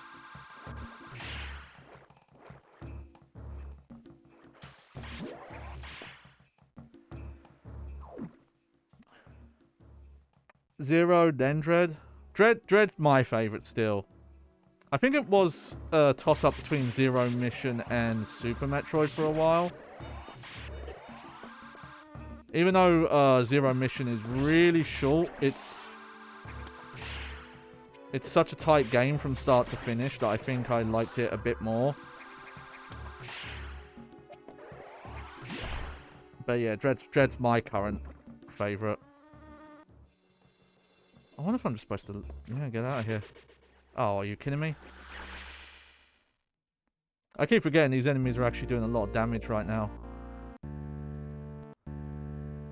Okay, okay. So where are we actually going? Maybe I can head up now. Oh yeah, the doors are working now. I need to head up.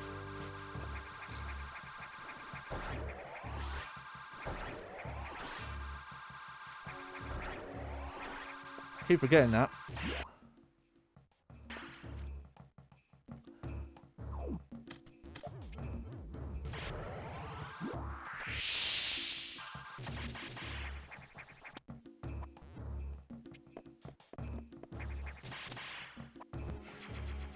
Nice.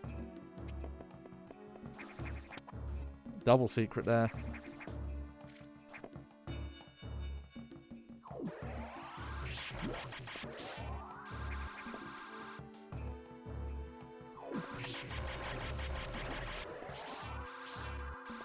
I do really like this game. I don't think there's any of the mainline Metroids that I actually dislike, not counting probably Other M, because like, you know, that is a mainline one. Shouldn't be cheeky and pretend it's not, because it definitely is. Just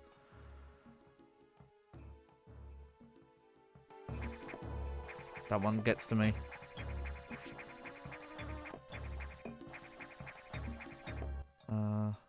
Oh no, not that way. Oh, no.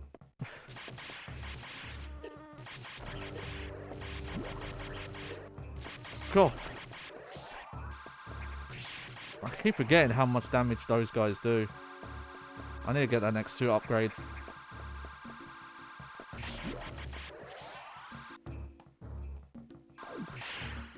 There we go. But going through this and remembering how much of this story ends up being addressed and kind of retold and messed with in Other M has tainted it a little bit. What? You restored plasma beam functionality? Most unexpected. Federation Force I can't speak on because I've just never played it. Seems like some people have said that good things about it. It was just it being a Metroid game and coming out in that drought was what was being, you know, holding it back. Even so, continue to avoid the SAX. It too may be stronger. And you still lack a few crucial abilities to survive. Wait a second. More trouble. Hold on. Hold on. My mum's calling. I've isolated the cause. There's been an explosion in Arc data room. Samus, go to Sector 5. Again? God, it's your favorite sector, computer. Alright. I'll go.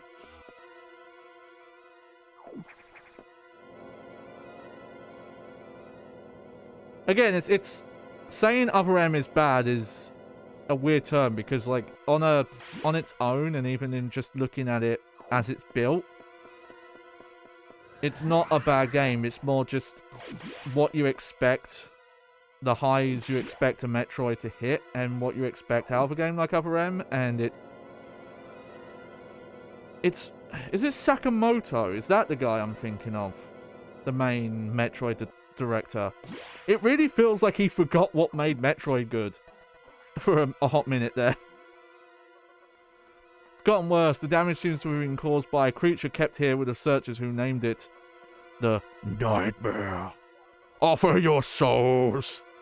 Apparently, it was a biomechanism organism designed for military applications that we brought back for other M. It doesn't make sense.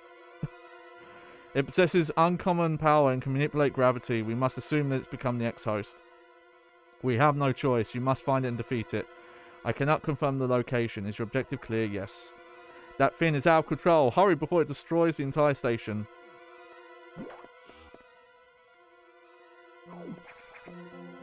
But yeah, they brought this boss back for Metroid Other M, which is weird because it's set before. Oh, I'm at full health. I'm already at full health. But I find it looks way goofier in that game. Just the art style. You know what? I forgot which way I'm going. I guess he doesn't give you a map marker for this bit. Just gotta kind of follow the destruction.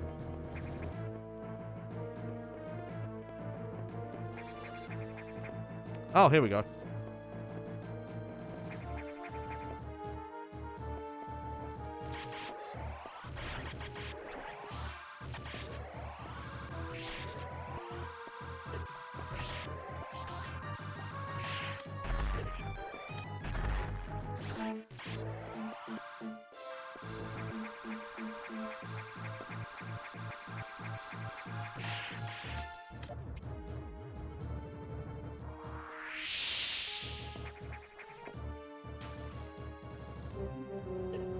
Oh no, the fish.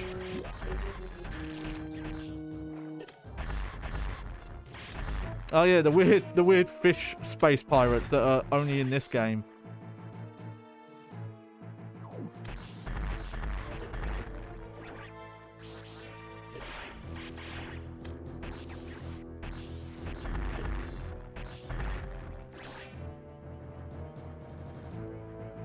Yeah, I think that's the thing that makes this game hard, actually, is because there's limits to how the X-Parasite works.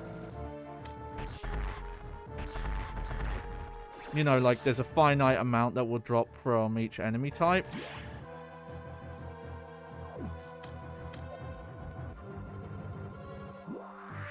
Okay, yeah, can't go that way yet.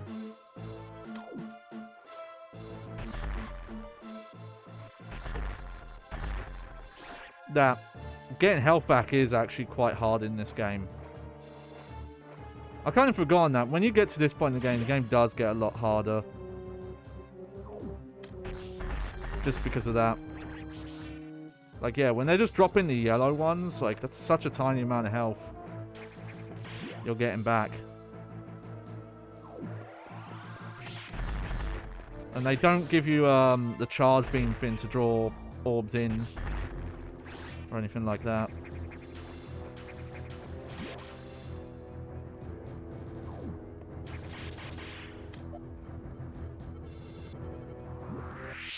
Alright, can't go that way yet.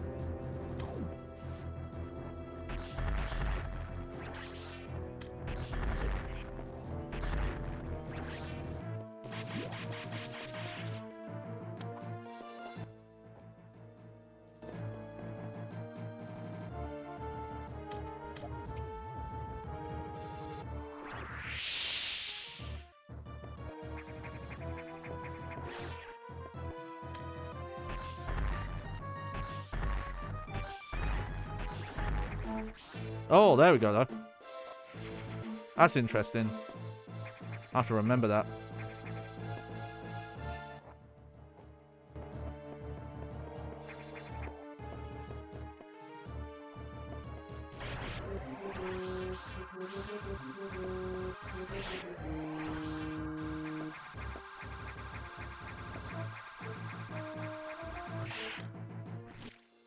You know what? Before I go here, I think there's a save point nearby. Yes, there is.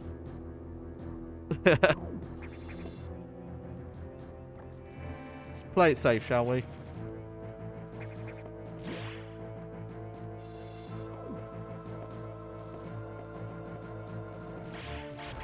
Not push our luck.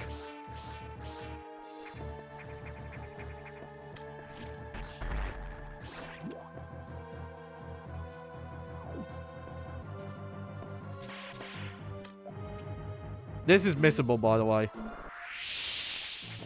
If you don't come up this way, it takes a while to come back and get that.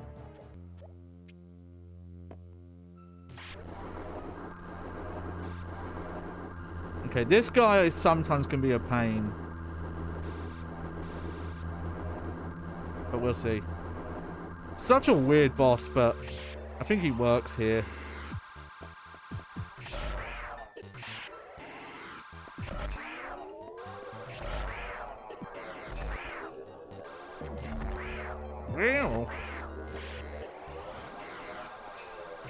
Okay, so now he's turned his gravity on.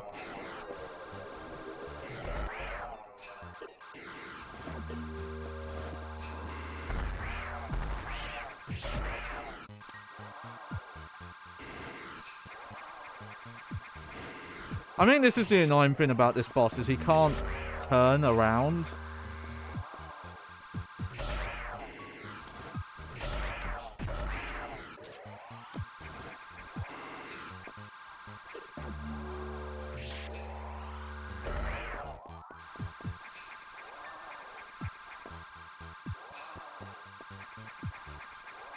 I know, I can't.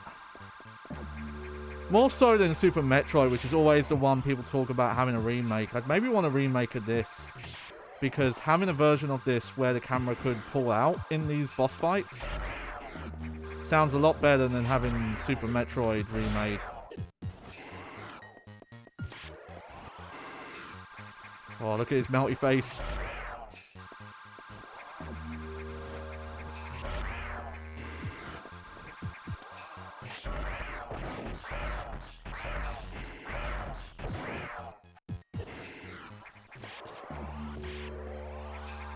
Wow.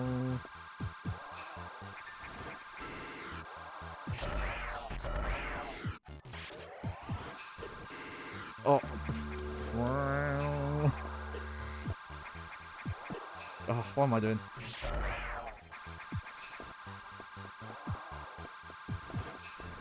Are you kidding me? Stop in there. Yeah, this guy I always remember. And then some of his circle patterns there are really annoying. Oh, well, at least we saved. It's very rare that they set you up for a boss fight and there's not a save nearby.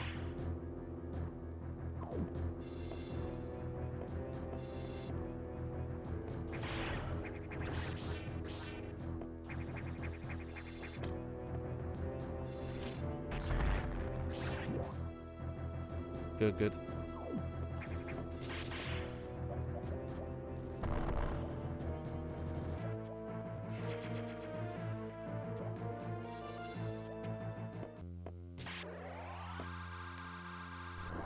I can't remember if the missiles or the beam is the better thing against the face.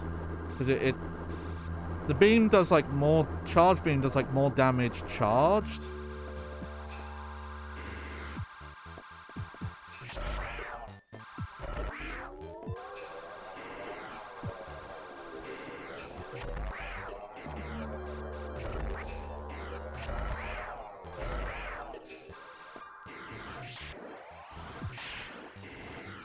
Oh, see, there we did like way more damage.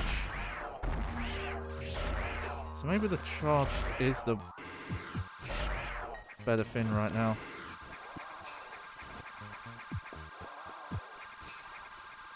Oh. Yeah, sometimes it's... I'm just really bad at manipulating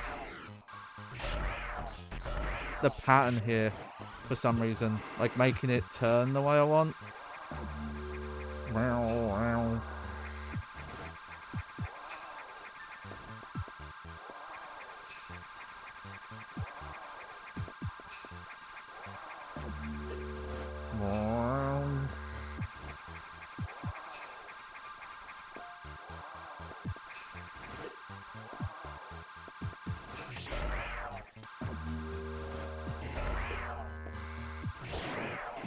Oh yeah, I think the charge beam is the better attack right now.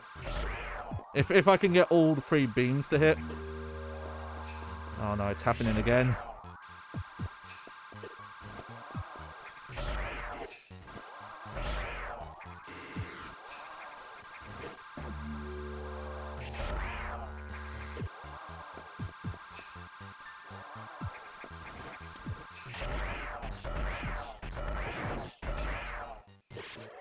Shit, already? Ah.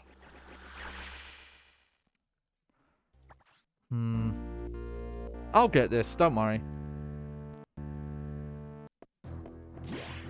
I might actually take... You know, we might split this into 2 streams, because I'm actually thinking about how much of the game is left after this. And there actually is quite a lot now that I think about it.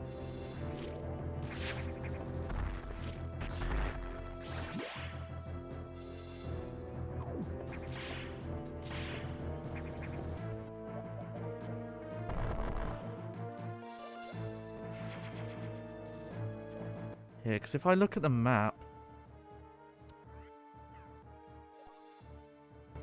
Hang on. I thought there was a way to cycle through the maps in this, but maybe there isn't.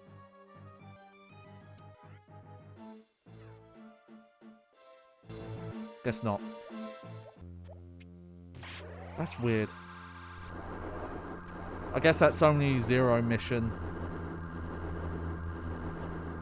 Which makes doing the 100% item search kind of a pain.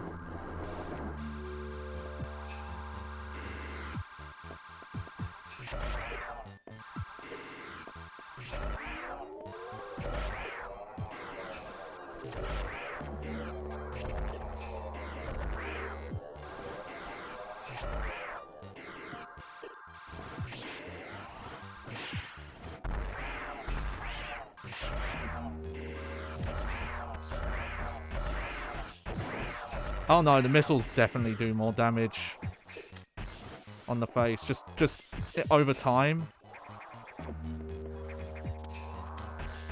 Because you can fire them so rapidly. Yeah, that's why I kept dying on this boss. There's your problem. Oh. Why are those missing? Fine.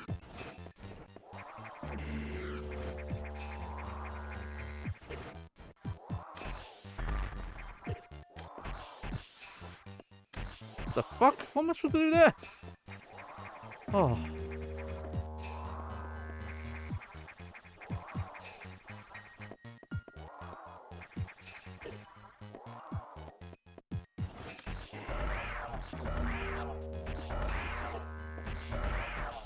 There we go. But I'm still gonna be careful here.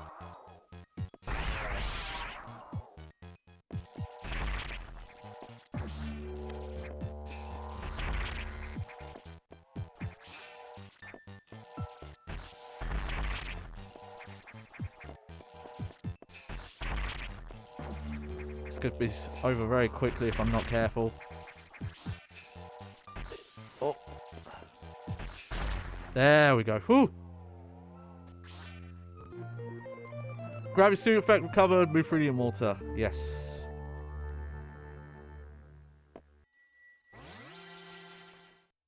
Hey, purple suit.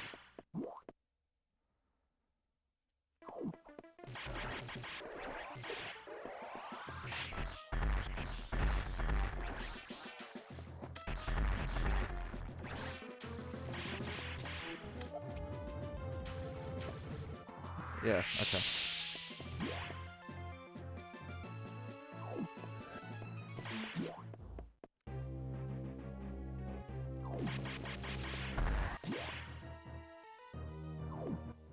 Let's see.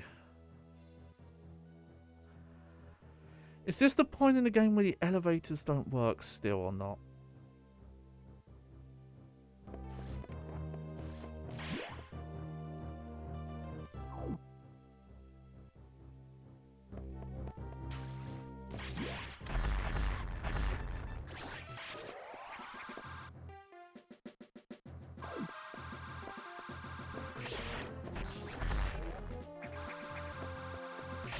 Yeah, see, in that instance, the beam's stronger. For sure. But in instances where you can, you know, shoot faster than the charge time.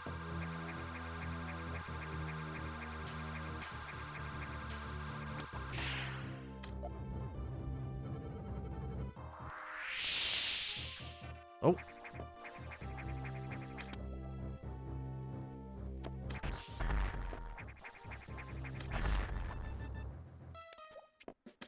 Oh, what's the gimmick here?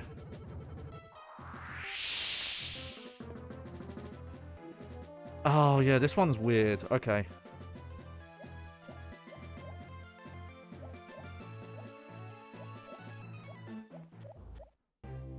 There we go.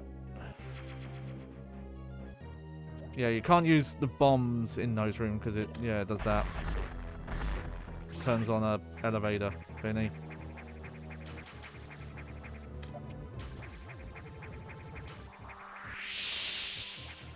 Oh, okay, we don't go that way. We don't have the,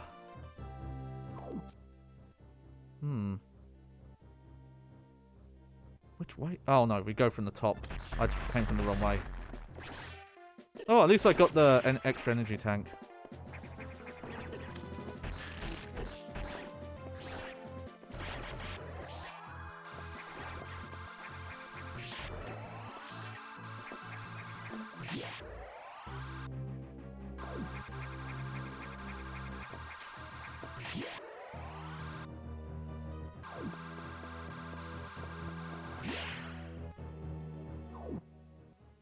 Oh, wait. Yeah, I know what I'm doing wrong. You can shoot the ceiling out here.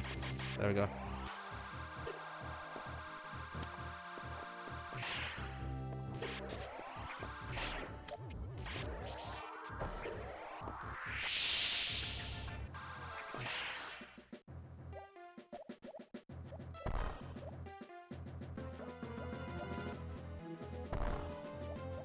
Wait.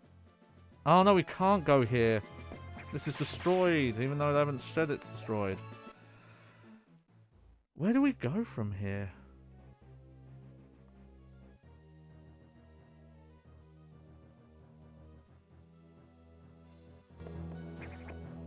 Okay, it's a water area, surely. Because...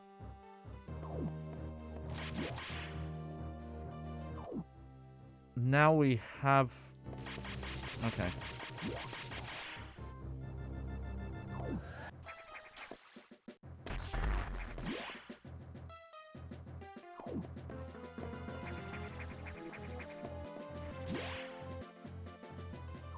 Oh, okay, I forgot.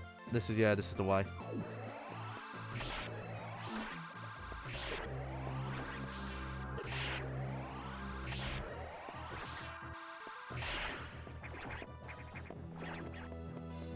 There we go. Running, running, running, running, running.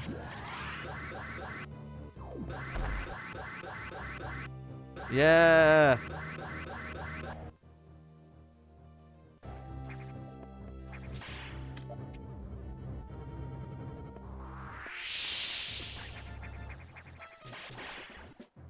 I think this is a... yes, okay.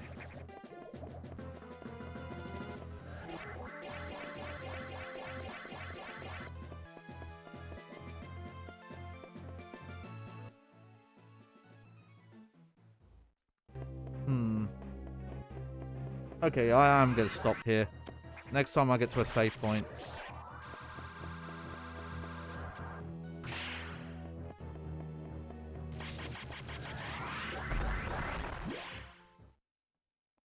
Which is right here.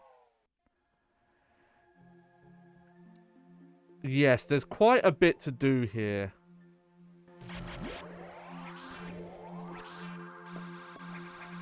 Oh, actually, this is not that far from the end of the game. Oh, you know, it's late. It's late. I'm not going to keep going. This will take me at least another hour or so. I'm going to wrap up here. Maybe then I'll go for 100% just to extend it. But what I also might do is go for the secret because the normal way you're supposed to do it is this really crazy storing of the shine spark where you run from like the bottom of this area and you run all the way up the top and you get somewhere over here. But with in this version, not the Japanese version, in this version, the way they design the room allows you to do like a jumping diagonally pointing down ice missile and open an area without the diffusion missiles, which I believe is that room there. I think about there. But I'm gonna hold off for now because I do not want to stream until like 3, 4 in the morning. So that will be it from me. Let me just have a little goosey.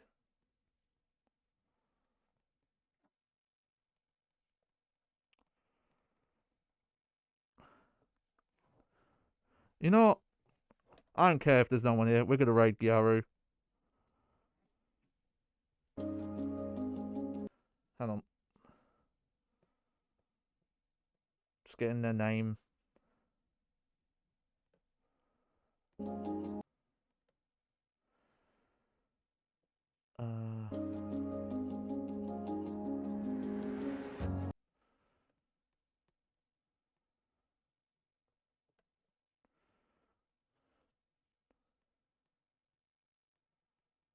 No, that's not what Fuck you, Twitch. Not even what I copied and pasted.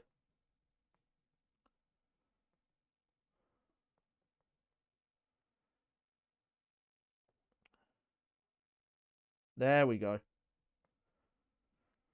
Alright, no raid message, just if you want to check them out. Playing another Metroid game. Metroidvania. They're playing I think that's the Saturn port, Symphony of the Night. So yeah, that's it for me. Hope you enjoyed the show. I was your host, Johnny Baghead, and maybe I might just finish this on Thursday. I'll either finish this Thursday or I'm gonna start Resident Evil Code Veronica. But I'll probably do this first. Alright. Go have fun. Say hi.